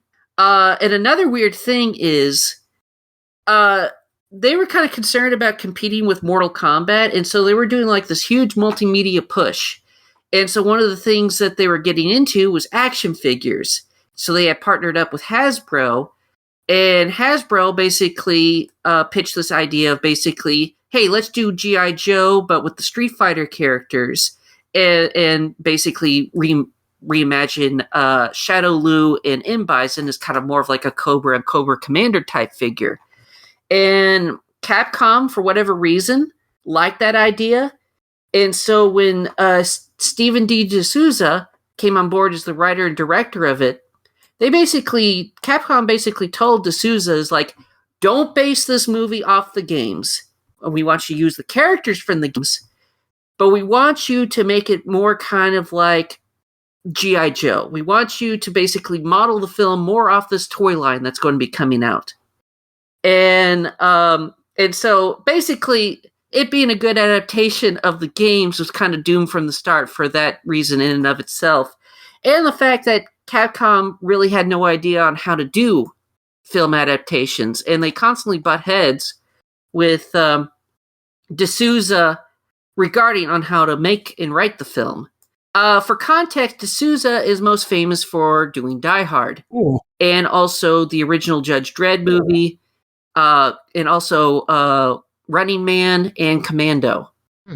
Anyway, so another problem was that, Capcom did give them a pretty big budget, but most of that budget was spent on getting Jean-Claude Van Damme and Raul Julia. And so they basically had no budget left for pretty much any other major actors. And so they basically had to get pretty much anybody that was available and affordable. And so most of the cast was filled out with people that were either just getting into acting or were just kind of, minor actors or stuntmen that wanted to get into acting. And like I said, there was lots of other production issues because they filmed in like Thailand and the Philippines and in Australia. And and also Jean-Claude Van Damme was high the entire time for the film. And Raul Julia was so sick that they actually had to put him on a special diet and delay his scenes for like several weeks just so he could be healthy enough to actually do his scenes. And so part of the problem was, because of both of those problems, they couldn't do their scenes first, so they had to do a lot of their action scenes first. And the stunt director didn't have enough time to actually prep the actors for the stunts. And so they were having to do stunt scenes without pretty much any preparation time for them. They were just coming up with the stunt scenes and shooting them right then. And since Jean-Claude Van Damme was also, like I said, high and also difficult to work with, had to basically come up with scenes on the spots with other characters to basically fill in the scenes that they weren't able to do with Jean-Claude Van Damme. And so it was, like I said, it was a big mess. And but yeah, it's a very, very memeable movie because there's a lot of hilarious like lines in it that I really like. There's a scene in the film where there's a vehicle that's like crashing through like this crowded marketplace, and at this hideout, some of the bad guys are seeing this vehicle coming, and like through one of the security cameras, and one of the characters, what's his name, Zangief, he sees that. And he tells the other, quick, change the channel, as if changing the channel on the security camera will make the big scary van go away. And then there's also a scene where Chun Li basically describes her backstory to M. Bison about how M. Bison like killed her father and stuff. And M. Bison is like, I feel so sorry for your loss, but for me, that was another Tuesday. I don't even remember it. And and then there's some other stuff like they reimagine like Ken and Ryu as kind of more like surfer dude bros in the film. Of course they did. And because it was the early 90s. And like at one point they actually like join up with like the Shadow Lu army, and they're like, are we the bad guys now? Which is another really funny line. And then like later on in the film, there's another funny line where Balrog, or not Balrog, Sagat is like talking to M. Bison about getting paid, and M. Bison is like, oh sure, here's your money, and he opens up this briefcase and it's full of his own currency. And it's like, this money's useless. Nobody's going to accept this. And it's like, not yet, but they will in a few months. And Zangief is like, wait, we actually got paid for this job? Honestly, the way you describe it here is pretty fun. Yes. It's a bad movie, but it's like one of those movies that's so bad it's funny. And like some of the times it actually does try to be funny, it's actually pretty dang hilarious. But yeah, it's a bad adaptation. If you're like a hardcore Street Fighter fan, you'd probably hate what they had done to the characters. But it is such a meme of a movie. And funny enough, it has a bit of a cult following to the point where Street Fighter the movie has recently got like an anniversary deluxe edition Blu-ray release that has like remastered the film into like high definition and comes with like a whole bunch of like bonus features because it has fans and fans keep buying it. And this is one of those few video game films that occasionally gets re-aired from time to time on cable. Capcom still owns the rights to it, and they even said like, yeah, the movie's garbage, but anytime we re-release it, we make like several thousand in profits from it. Several thousand. Respectable. Well, it's a little bit more, a little bit more than that. But yeah, it's like they make money every time they re-release it. They should do it in 4K. But yeah, so they might, yeah. But anyway, so that's bad adaptations. All right. Then let's move on to some upcoming releases and what we hope/expect for them. Okay. Mo, why don't you start us off? If you have any. Yeah. Actually, there's quite a list of upcoming upcoming movies based on video games, but some of them are kind of questionable. If I have to be honest with you, there's a Mega Man one that's upcoming. It's going to be directed by Henry Joost and Ariel Schulman. Now I don't know much about Mega Man, but I've seen quite a lot of people who love it, and I would love to hear Sunnyside's opinion on it, since I think he does know about Mega Man more than I do, and I didn't get the chance to get into it. So I guess my expectations would be that for Capcom to not screw it up again like they always do. There's a very odd choice that's upcoming, and it's a Sims movie. And it's like how would you make something like that? It's going to be directed by someone called Kate Herron. Now, something like that, how would you make The Sims into a movie, given that it's very arbitrary? Like you live your it could be any character. It could be like anyone. Like, are they gonna take someone who's well known? Someone like, for example, Someone who's well known. Who's something? Are they gonna take somebody like for let's say for lack of a better example, Ryan Reynolds? Like they would put him he would get into like in front of a screen and just tap it, and then suddenly he's like in a new world with like a what's the name of the green thing that's above the Sims' heads? I forgot its name. A plumb bob. Is he gonna have like a plumb bob above his head, and he's just gonna talk get and like be weirded out about people's like languages, or like susu and whatever the hell they say? Like it's No, I think it's gonna be very odd to have as a movie. I think that because there is actually a lot of lore in The Sims. There is. Hold on. Can we pause for a minute because there's a alarm going off at my house? It's all right. Okay, Hold on. sure. I'll be right All right. back. At one time, there was actually a live-action Pac-Man movie that was in the works in the early 2000s. Kind of glad that never Beg happened. your pardon? At one time in the early 2000s, there was a live-action Pac-Man movie that was being worked on. And who was in charge of it?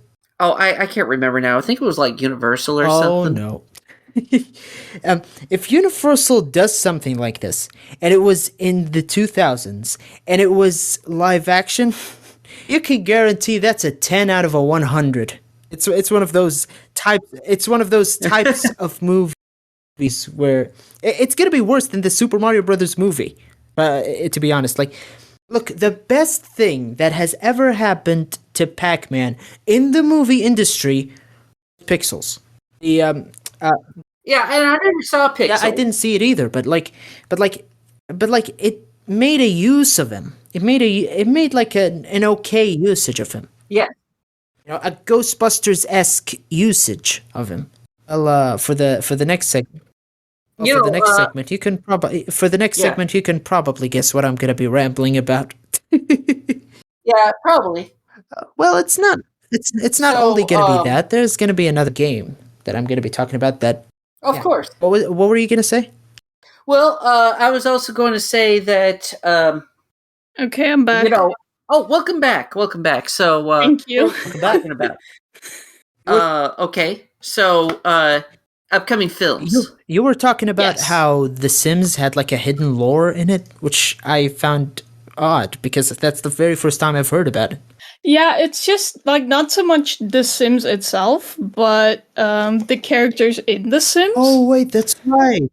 There's a lot of like the big families, like the Goths, the Yes, Landgrabs. Billa Goth and her family. Yeah. Is there like a lore behind those people? Yes. I just thought they were like placeholders that you like talk to, that they teach you how to like build stuff and all that.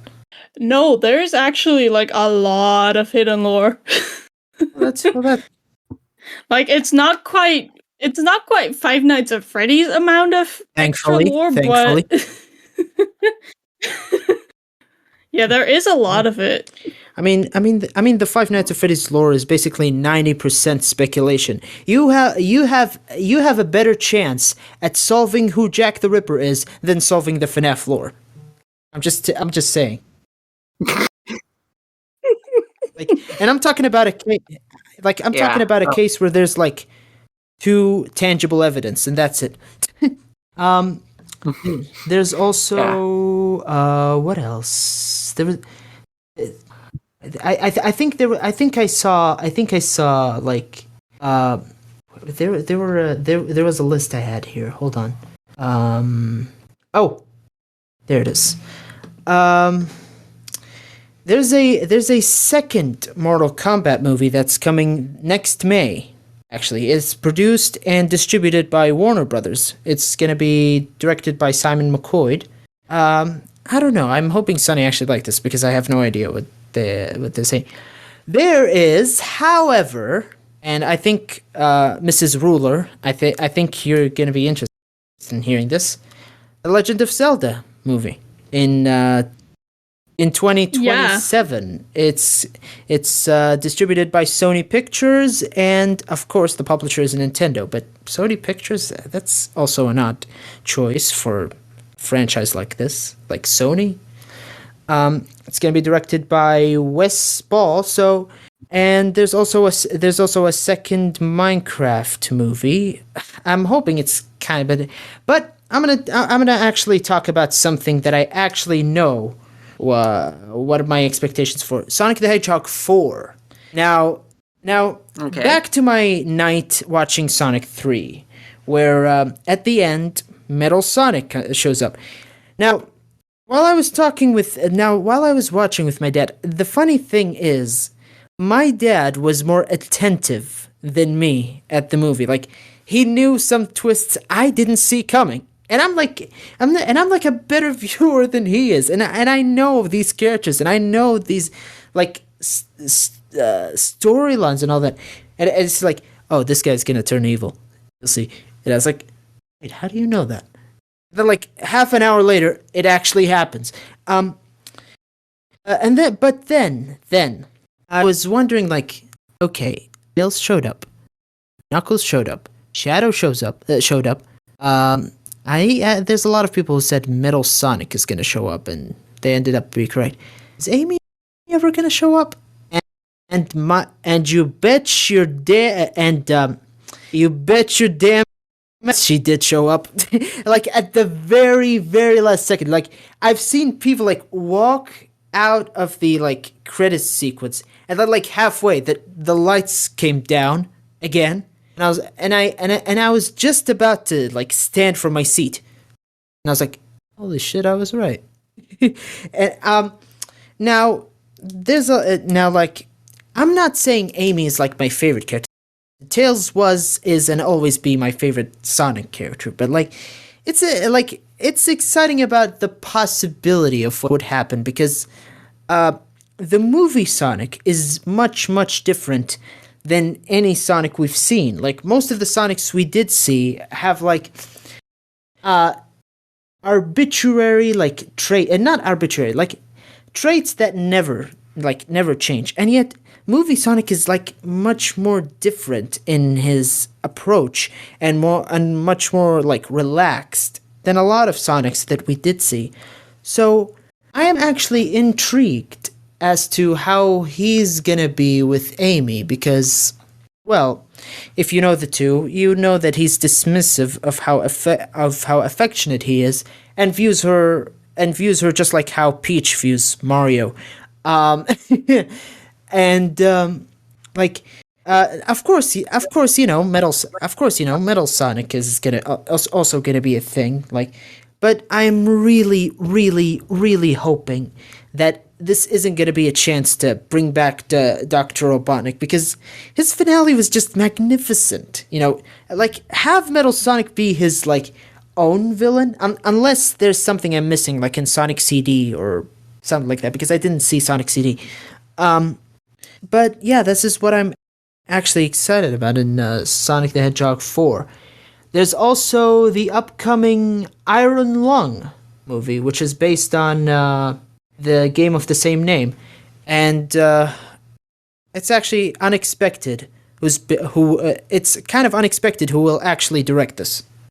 But I'm actually figuring out that I'm gonna assume that you two know who it is, but I'm just gonna give you a guess. It's Markiplier, isn't it? This is actually gonna be his directorial debut. He's gonna direct this movie called Iron Lung, and it's based on a game of the same name.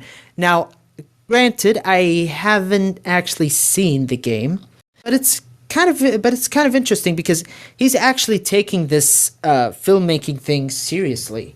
Like he talks about it on his podcast Indistractable with Bob and Wade, about the Dolby stuff, and like how hard it is to actually prepare them, and how perplexed he was about them. And it seems like he's actually trying with this. So I'm actually kind of anticipating how this will turn out, despite the fact that I have no knowledge about the game, or how will this turn out. There's also there's an upcoming Bendy and the Ink Machine adaptation. It's going to be directed by Andre Overdahl.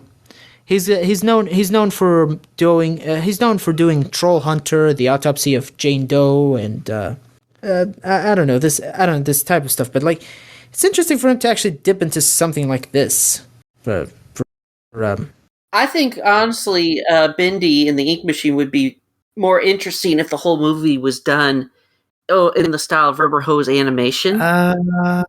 Like make the whole movie kind of like animated. I think that'd be kind of a fun way to do that adaptation, since it's all about animation coming to life and being evil. Well, my opinion on it, given what I know about Bendy and the Ink Machine, I think it would be better if it was 50-50. You know, like you have segments where it is entirely Rubber Hose animation, but for the sake of the horror, for the sake of the horror that you see in the game, I think it would be more reasonable to have those segments be live action. You know, just to like nail in the spooks, because you can't really create something scary with Rubber Hose animation unless you're making a creepy pasta of some sort, you know, because that type of animation is really hard to make into something other than amusing or goofy or laughable. So if we're talking about, for example, a Cuphead adaptation, then yeah, a Rubber Hose animation would be perfect. In fact, they did it with the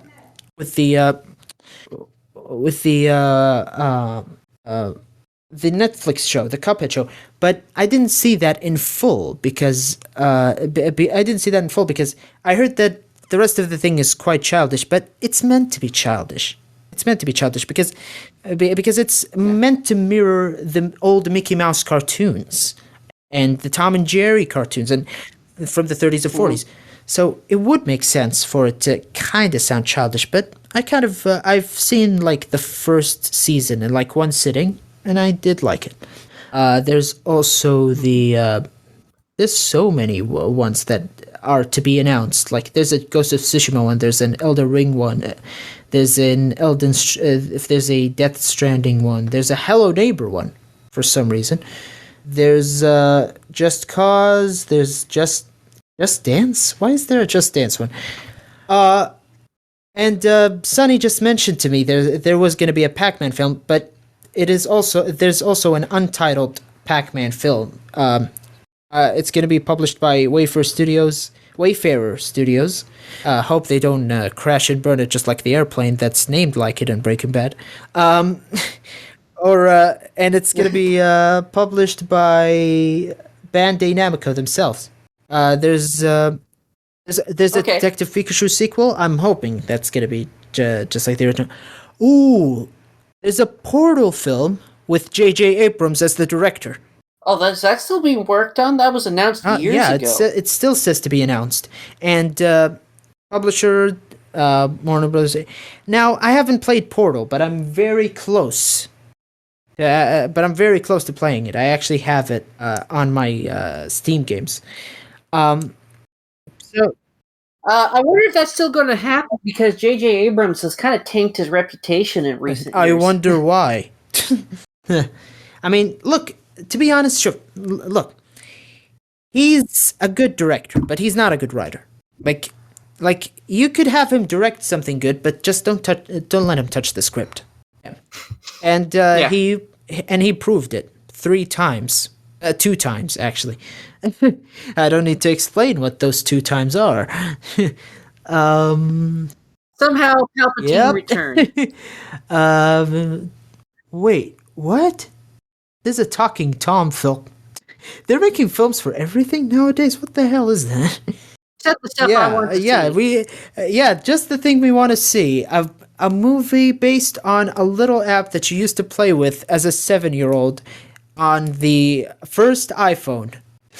Yeah. So yes, I believe that we've kind of done a pretty good job of covering upcoming films. In my general expectation, I don't really have too much expectations on it. Just on these particular films, I'm hoping the Mega Man film will be good. I don't know which Mega Man they're adapting. The one I'm most familiar with is, of course, X and Mega Man Legends, which, given that it's simply called Mega Man, I kind of have a feeling they're probably going to stick to the classic one. I just hope we get a little bit of Dr. Wowie in it somewhere. Though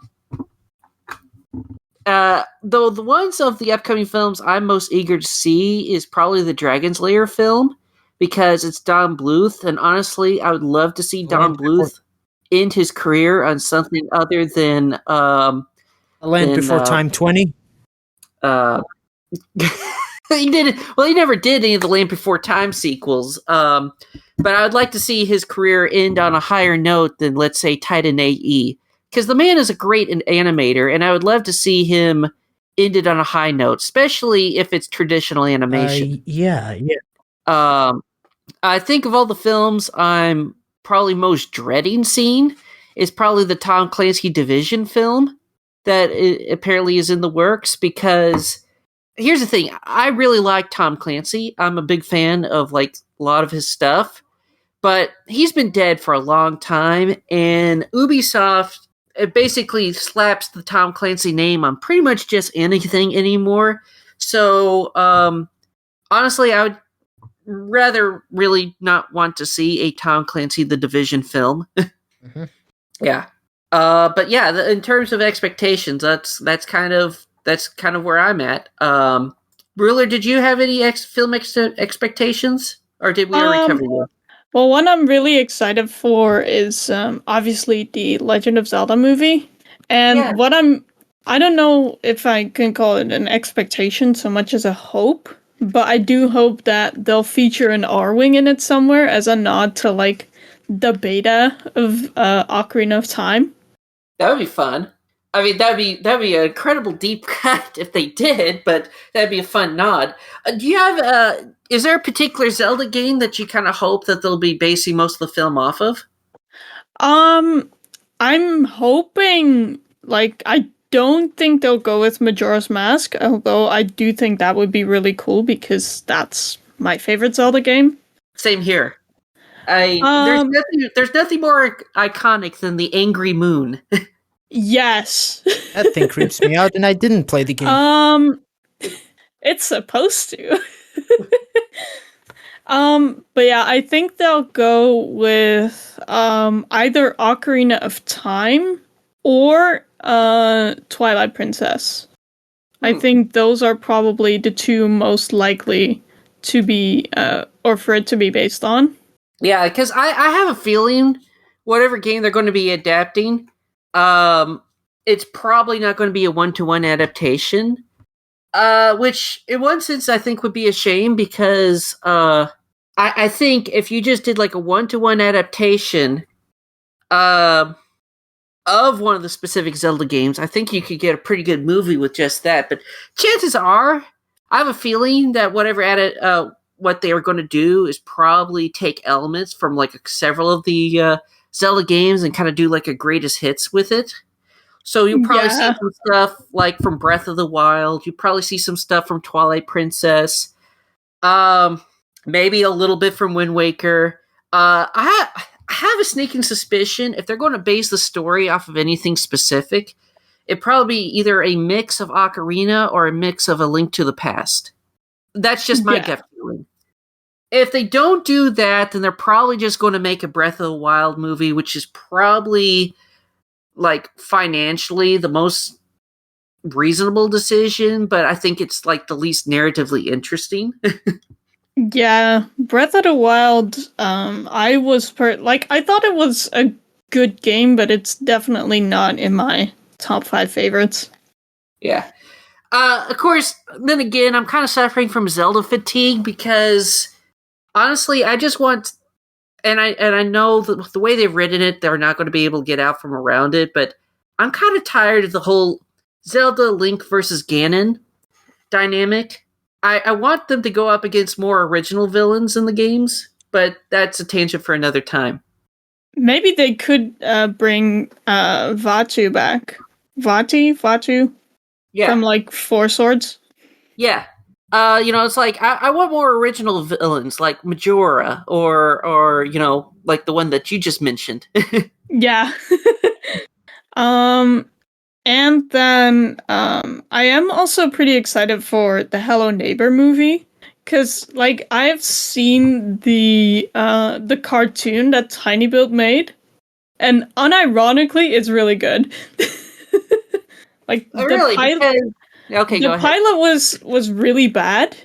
But then they like obviously they got rejected for like a TV channel, so they just put it over on their YouTube, and it really shows that they didn't have any restrictions that they would have had on regular TV, and it really allowed them to do some stuff that honestly they should have done in the games.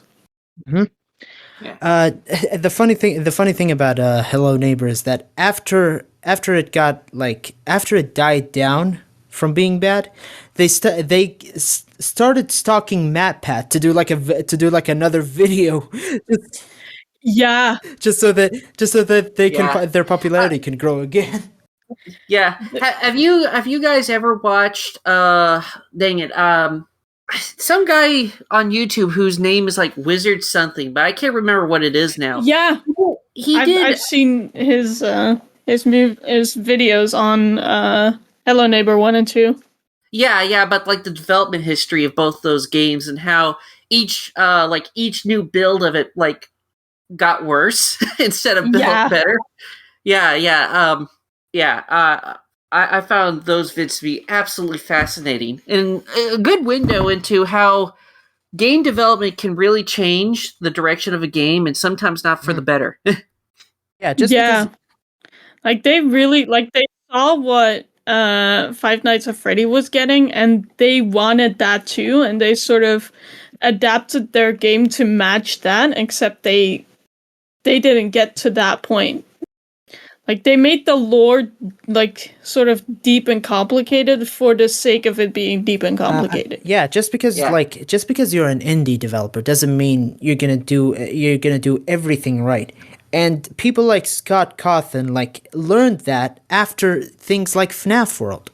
And what I was gonna say is that even though they screwed up with Hello Neighbor, they're still doing a lot better than Yandere Dev. I mean, is Yandere Dev still working on that game? I mean, like there will be nothing worse than having a Patreon for 10 whole years, and then spaghetti code, and then getting like a controversy for being something that I can't mention here. Yeah.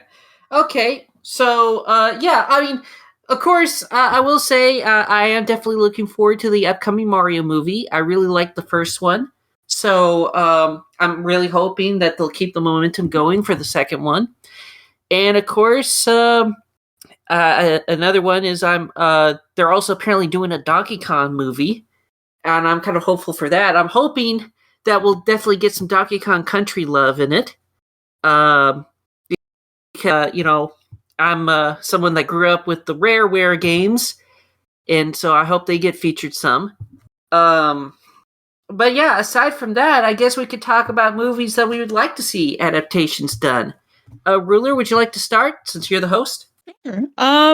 So one game that I would really love to see turn into an adaptation, which it might be a bit of an odd choice, but I think it'd be really cool if we got a Stardew Valley movie adaptation. Like, I'm not sure how it would work out, because much like Minecraft and The Sims, it's sort of a sandbox, do whatever you want thing.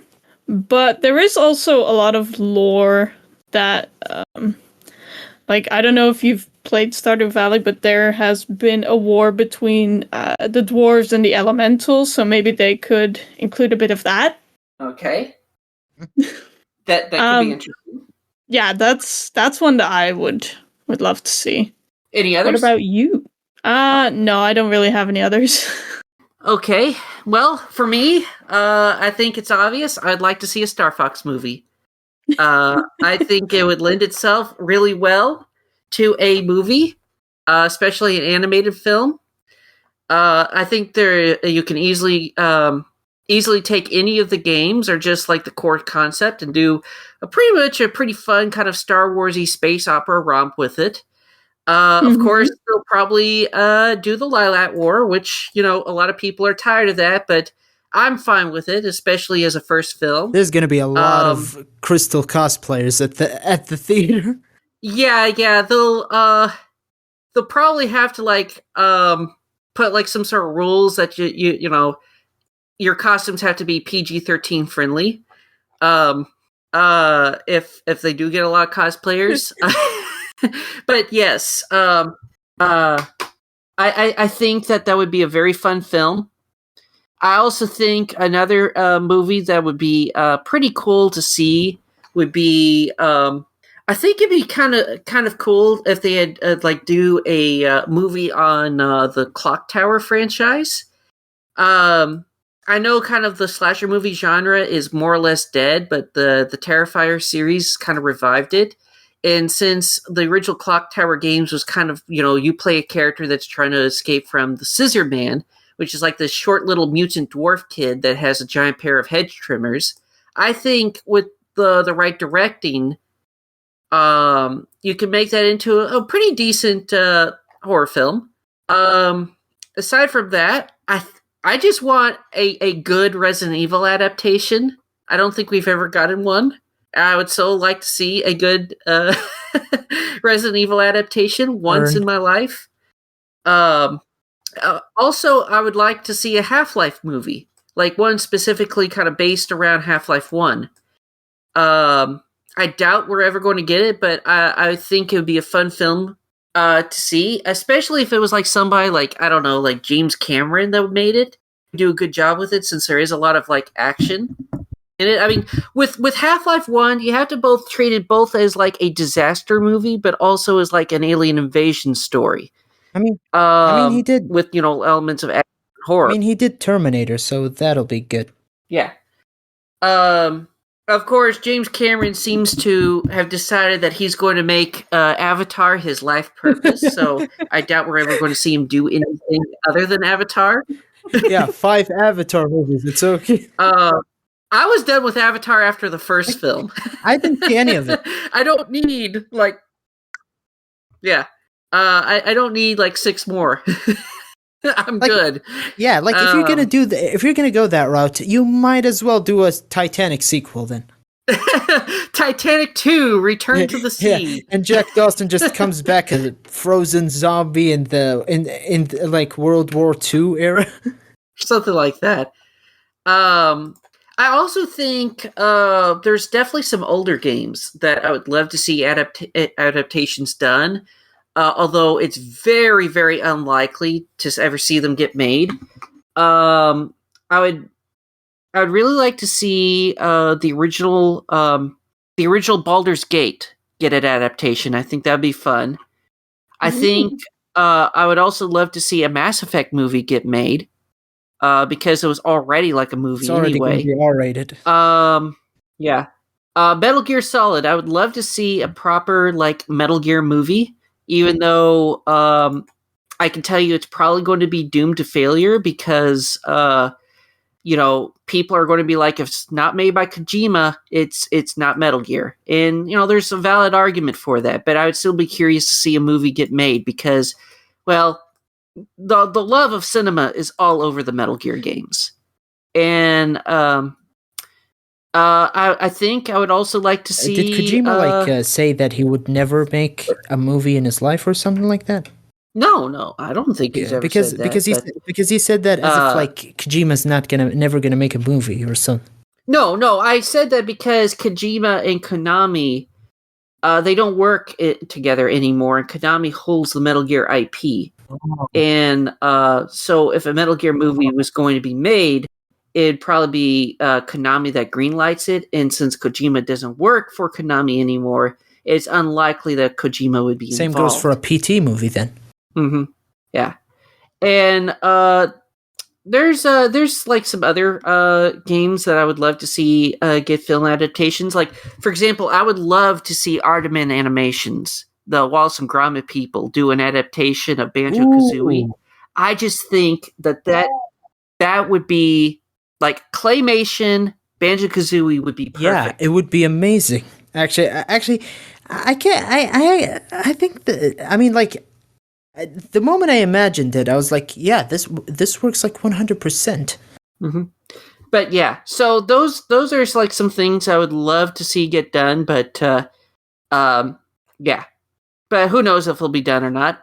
But who knows? Stranger things have happened. I never imagined that the Sonic movies would turn out to be as good as they were. No one did. And who knew that? Yeah, and who knew that the Nintendo would ever try again with a Mario movie? So we'll see what happens. Yeah. Oh, also, if they ever do a Metroid movie, please let it be Metroid Fusion. That's my favorite one. Let them be done with their popular IPs first, and we'll see. Well, Okay, so Mo, I know that you've been very eager to talk about films that you would love to see okay, adaptations of, I'm gonna keep it. or games. Okay, I'm gonna keep it like about 2 games, just so that I wouldn't make this any longer than it already is. There's a well-known indie game, but it's not really well-known. It's called Night in the Woods, and it's like a very like slice of life game about this cat named May Borowski who returns from college. She's a dropout. Like, she drops out of college for like mental reasons and reasons she doesn't disclose. Like, at the beginning of the game, I saw that game when I was like probably 14 or something like that. So I didn't understand it as well as I did when I returned to it when I was 20, when I was like the same age as the main character. Now, there's a very good ensemble of characters in this game. And they each highlight a certain phase that someone goes through after becoming an adult. You've got May Borowski, who's like this very person who's full of energy, who doesn't really want to become an adult yet, despite the fact that she's 20. She's fresh out of teenagehood. And there's also her longtime best friend, who's a fox, and who does like a lot of stupid stuff. He's called Greg, and he does things like he puts cups on his ears and he says like it sounds like the ocean, and he does like this crazy stuff like breaking into an abandoned supermarket just for fun, and doing all that stuff. And he has this boyfriend who's called Angus Delany, who's like this bear who's he's not a nerd, he's more of a silent type who knows a lot of stuff and he's a hacker and all that. The final one out of the 4 she's called Beatrice Santello, and she's a goth girl, but not really like goth, like all black and all white. But she does have one of the symbols on her clothes. The reason why I mentioned this game is because I think it would be inherently cinematic to actually do a game like that. Like, if you listen to the music and if you see the story, and if you see the story, it could fit. But the problem is there's like different routes you can take depending on which friend you hang most with, and it would be hard to actually like mix that into one movie that ultimately decides one path. But I think what could work is like finding a balance between the two, like finding a way that she would balance her relationship with and her past with someone like Greg, someone who's like not ready to really change into a more adult-like person, and someone who's like Beatrice, who's like who's been a grown-up for so long because of her mom dying of cancer, and then they have to move like into an apartment because they can't afford the house anymore. And I think it would be inherently cinematic to actually like go through this journey that a lot of people like lived through of getting out of teenagehood, going into college, becoming an adult, and seeing your friends like change into different paths of life. It could be wonderfully artistic, and it could be like a wonderful exploration of a quarter life crisis, because the very core of this game is a quarter life crisis. Like the fear of future and the fear. There's a lot of like paranormal stuff. It's also all inherently connected in Mayboroski's head. But there's also a cult in this. It's all but confirmed that it's a cult. That's how I view that's how I view how Night in the Woods could work as a movie adaptation. The second game, which I think it's no surprise to Sunny here, Undertale. Now, bear with me here, okay? Honestly, Undertale is one of the last games to actually work as a movie, because there are so many choices, and there's a lot of things you can leave off the table, and there's a lot of things you could actually change. But if we think about it for a moment, like, there was gonna be something in The Truman Show, where Jim Carrey was, about his life being like a movie. And there was gonna be a section where the projectionist would actually turn off the projector, and then the audience would see themselves on the screen for a segment. Like, if you could do something like that, if you could make a movie slightly more interactive than normal, you could actually make a game like Undertale work as a movie. But the reason why I actually want to see it as a movie, because there's a lot of scenes that I kind of want to see on the big screen. Like, I've told Sunny that my favorite moment in the entire game is Asgore's fight, and for a very good reason. There's a very hopeful yet sad tone to his theme song while he's fighting, because I don't know if you noticed this while battling him, but he actually is kind of shaking. He's kind of shaking when he's holding his what was the name of the red long thing that he holds? Trident. When he's holding his trident, he's kind of shaking, and he doesn't even look at you. But now I know this could look cerebral on a big screen, but like, if you can take some artistic liberty and actually kind of change it so that it goes along with the song itself, strikes and all that, you could have like a little moment where Asgore almost strikes Frisk, but ends up hitting a buttercup, and then there's like an extreme close up on the buttercup that it cut like the buttercup, like symbolizing how he's kind of killing everything beautiful out of his own life, and that's like it. He like did it almost like he did it physically again, but like in a symbolic way. Same thing goes for Mettaton's fight, because you could have the audience themselves interact with it, like you could have his keyboard section. Be like the projector thing again, like you could have him say something like, "Oh, let's take a look at the audience. They think they're having fun again. I think they're having fun." And then just put the camera on the audience watching the movie, and then they'll see themselves on the big screen, and it would be so awesome to see something like that. And that's like small slivers of the potential of what it could be. And I tried to make this as short as I could, but that's it. If they were ever to do a Undertale movie, would you want it to be animated? That's a very difficult question, because at the end of the day, it's a pixelated game, and you can't bring pixelated graphics into the big screen. But if we were now, obviously, it would be animated. Like, what type of animation would work for this? Like, it can't. Like, you can't do 2D for too long. You can't do 3D. You can't do, like, claymation, like, for all the time.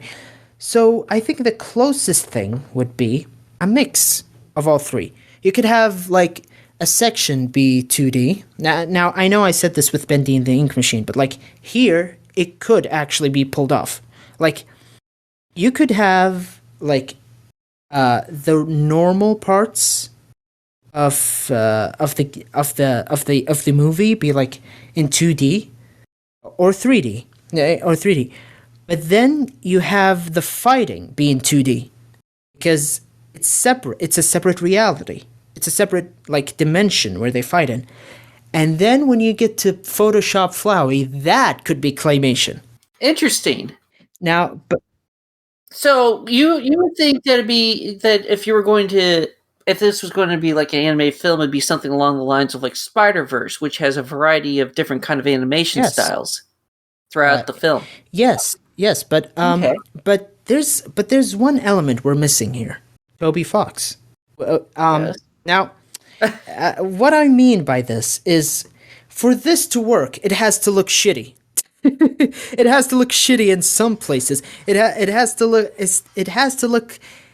to sometimes look like a shitpost done on a large screen. If it was to be a true movie adaptation of something Toby Fox made, because let's face it, that's the like, as artistic as it could be, it has to be a little low quality in some places where it's appropriate. Because if you've seen Deltarune, you've seen that he loves to use that same explosion over and over and over and over again. There's even a section where C Round, when he battles the Fun Gang, when he heals, he doesn't heal with a healing item.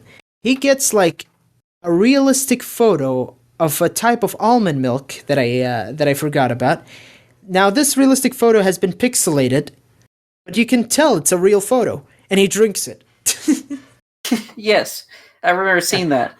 And just like I mentioned earlier, the explosion animation, it's used all over the game. Like you'll never find a chapter that's not even used even in the most serious one, Chapter 4, the Mr. Jackenstein fight. He chases you down, and then like one of the pumpkins like explodes makes the other one explode. Mm-hmm. That's it. Okay, what animation studio you think would you like to have them do? DreamWorks, Illumination, Pixar? We might as well play Russian roulette with this, because I mean, it has to be somebody like, okay, I'll be kind of controversial in what I'm going to be saying, but you know what Miramax is to like the rest of the movie studios? Yeah, like get the Miramax of the animation industry. Somebody like I don't know, maybe Sony, Okay. You'd have to have a studio that's not afraid of breaking the rules. You'll have to have a studio that's not afraid of like breaking norms. Illumination isn't really that type of studio, from what I've seen. Look, a close second would be DreamWorks, but like, can they really break the norms the way something like Undertale would do? So I think if you want, but I think the closest thing we could get to probably Sony Animation. Interesting. Because they do hit and they sometimes miss, but like they have no problem doing like movies that break the rules, if I could say so. Okay. Well, yeah, I honestly, I'm surprised that Undertale hasn't been like had movie rights shopped around with it. Yeah, given how big of a hit it was. I mean, since they've done a FNAF movie, and Undertale kind of came out around the same time as FNAF. No. Actually, it came like a year later after it. But, okay. But I think the reason behind this is because, well, they've done a lot of things. Like they've did merchandise, they've did they brought the whole, like, for the 5th anniversary they had an entire Japanese orchestra play the songs. They've what else did they do? Did like collaborations with like a cafe once, I believe, where they had, but it's kind of incredible to me. I agree with you. It's kind of incredible to me that with all of this popularity, with all of this passion, with all of these types of fans, there hasn't been anything regarding like other mediums. And I think the reason is because no one saw that you can turn a game like this into a movie. But it is possible on some levels. Like this community is very passionate. And I think you know that, you know, and I think you know that, you know, Undertale Yellow as an example. Yeah, that thing Yes. that thing Yes. is just made of this thing, and like a big studio didn't make this. A big studio didn't No. make this. An indie gaming studio didn't make this. A bunch of fans did. A bunch of really diehard passion fans made this. So yeah, this community is actually like one of the most passionate communities and most creative communities I've ever seen. It's kind of fun to be in a rebellious community such as this because you get to see a lot of stuff, but not yet something as big as a movie or a show or anything like that. Well, yeah. So, Ruler, do you have anything you want to add to that? Not really. I have played Undertale, but I'm not really in the Undertale hype, I guess. Yeah, I just finished playing Undertale yesterday. 12 hours ago, actually. Oh, really? Oh, so yeah, yeah. So, yeah, they have a very robust fandom, Yeah, and it still seems to be very active to this day. It's hard for something like this to die quickly, especially with Deltarune still roaming around. I mean, yeah. But Yes. to be honest, you actually got in at the right time, like at the absolute right time to be in it. I got in just after the storm was settled. Like January 2017, like after the dust had set. Yeah. Well, another, this could probably be a subject for an entirely different podcast, but I think we could also easily spend several hours just talking about like television adaptations of games, TV shows, cartoons, anime. Oh, yeah, I would love 100%. I mean, like I said, we could do a whole podcast alone regarding Pokemon. Yeah. But it would certainly fit in that topic of like television adaptations. Let me finish the book first. Of yeah. So yeah, I mean, I think we've done a pretty good job covering just kind of a general overview of movie adaptations. I think where films came from was a pretty rough place, especially for like the first 10 years. There was a lot more misses than hits. And in just in recent times, film adaptations have been getting better. Of course, with any films, adaptations, whether or not they're good or bad to the source material, what really matters is if you yourself enjoyed the film.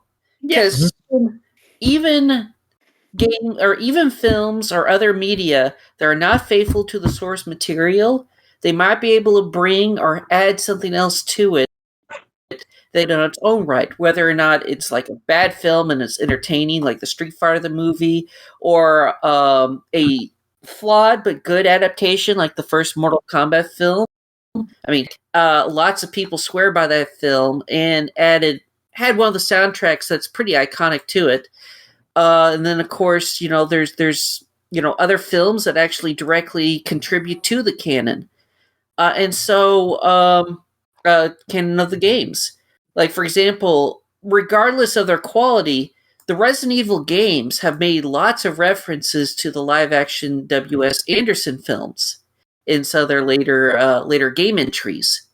And and like referencing like the Red Queen AI system or the laser grid defense system. So the films are a very, very interesting multimedia, and you can definitely look at these regard outside of them being adaptations and see how they stand up to themselves, stand alone. So yeah. At the end of the day, it's more of a question: did you yourself enjoy these films? Yes, I did. Yeah. Like, even with the bad ones, as we've mentioned, like the Super Mario Bros. Movie, like, is it a good adaptation? No. But it is a very enjoyable movie to watch. Yeah, and just a piece of advice for our fellow listeners here. When you want to watch something, please don't take the internet's opinion on it fully. Like, okay, look at the reviews. And if you know something that makes the movie bad, then you have the absolute final decision to decide whether you want to watch it or not. But do not let it influence your opinion just because it's the internet. There's this rule that everyone says is like, it's the internet. Everybody can say whatever they want. No, they can't. If you enjoy, you could have the worst movie in the world be your favorite, and that's fine. Just don't listen that much to the internet and people just like telling you that, oh, there's something like incorrect opinions. No, there's not.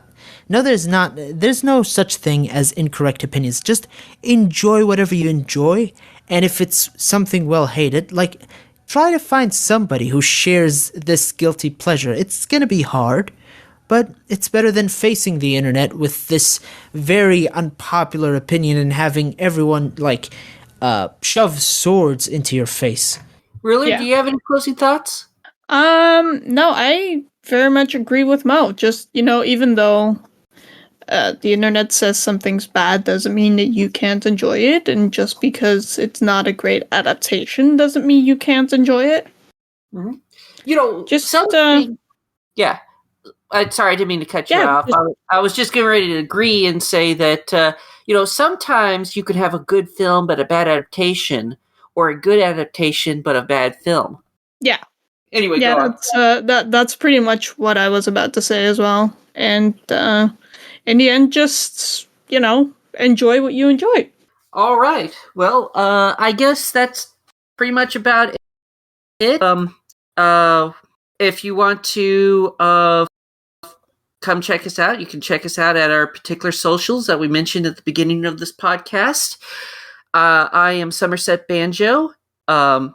This is Mo, Kaz, and Ruler that all that is evil. And thank you for watching this particular podcast of Retro Reloaded's Pixel Panel. Well, folks, that's game over for this episode of Retro Reloaded.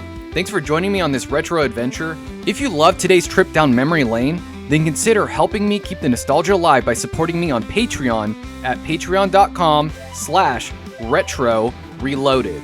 You'll get early episodes, bonus content, and a chance to pick the next game that we reload. Feel free to let me know your thoughts about the podcast, and until next time, keep those controllers charged.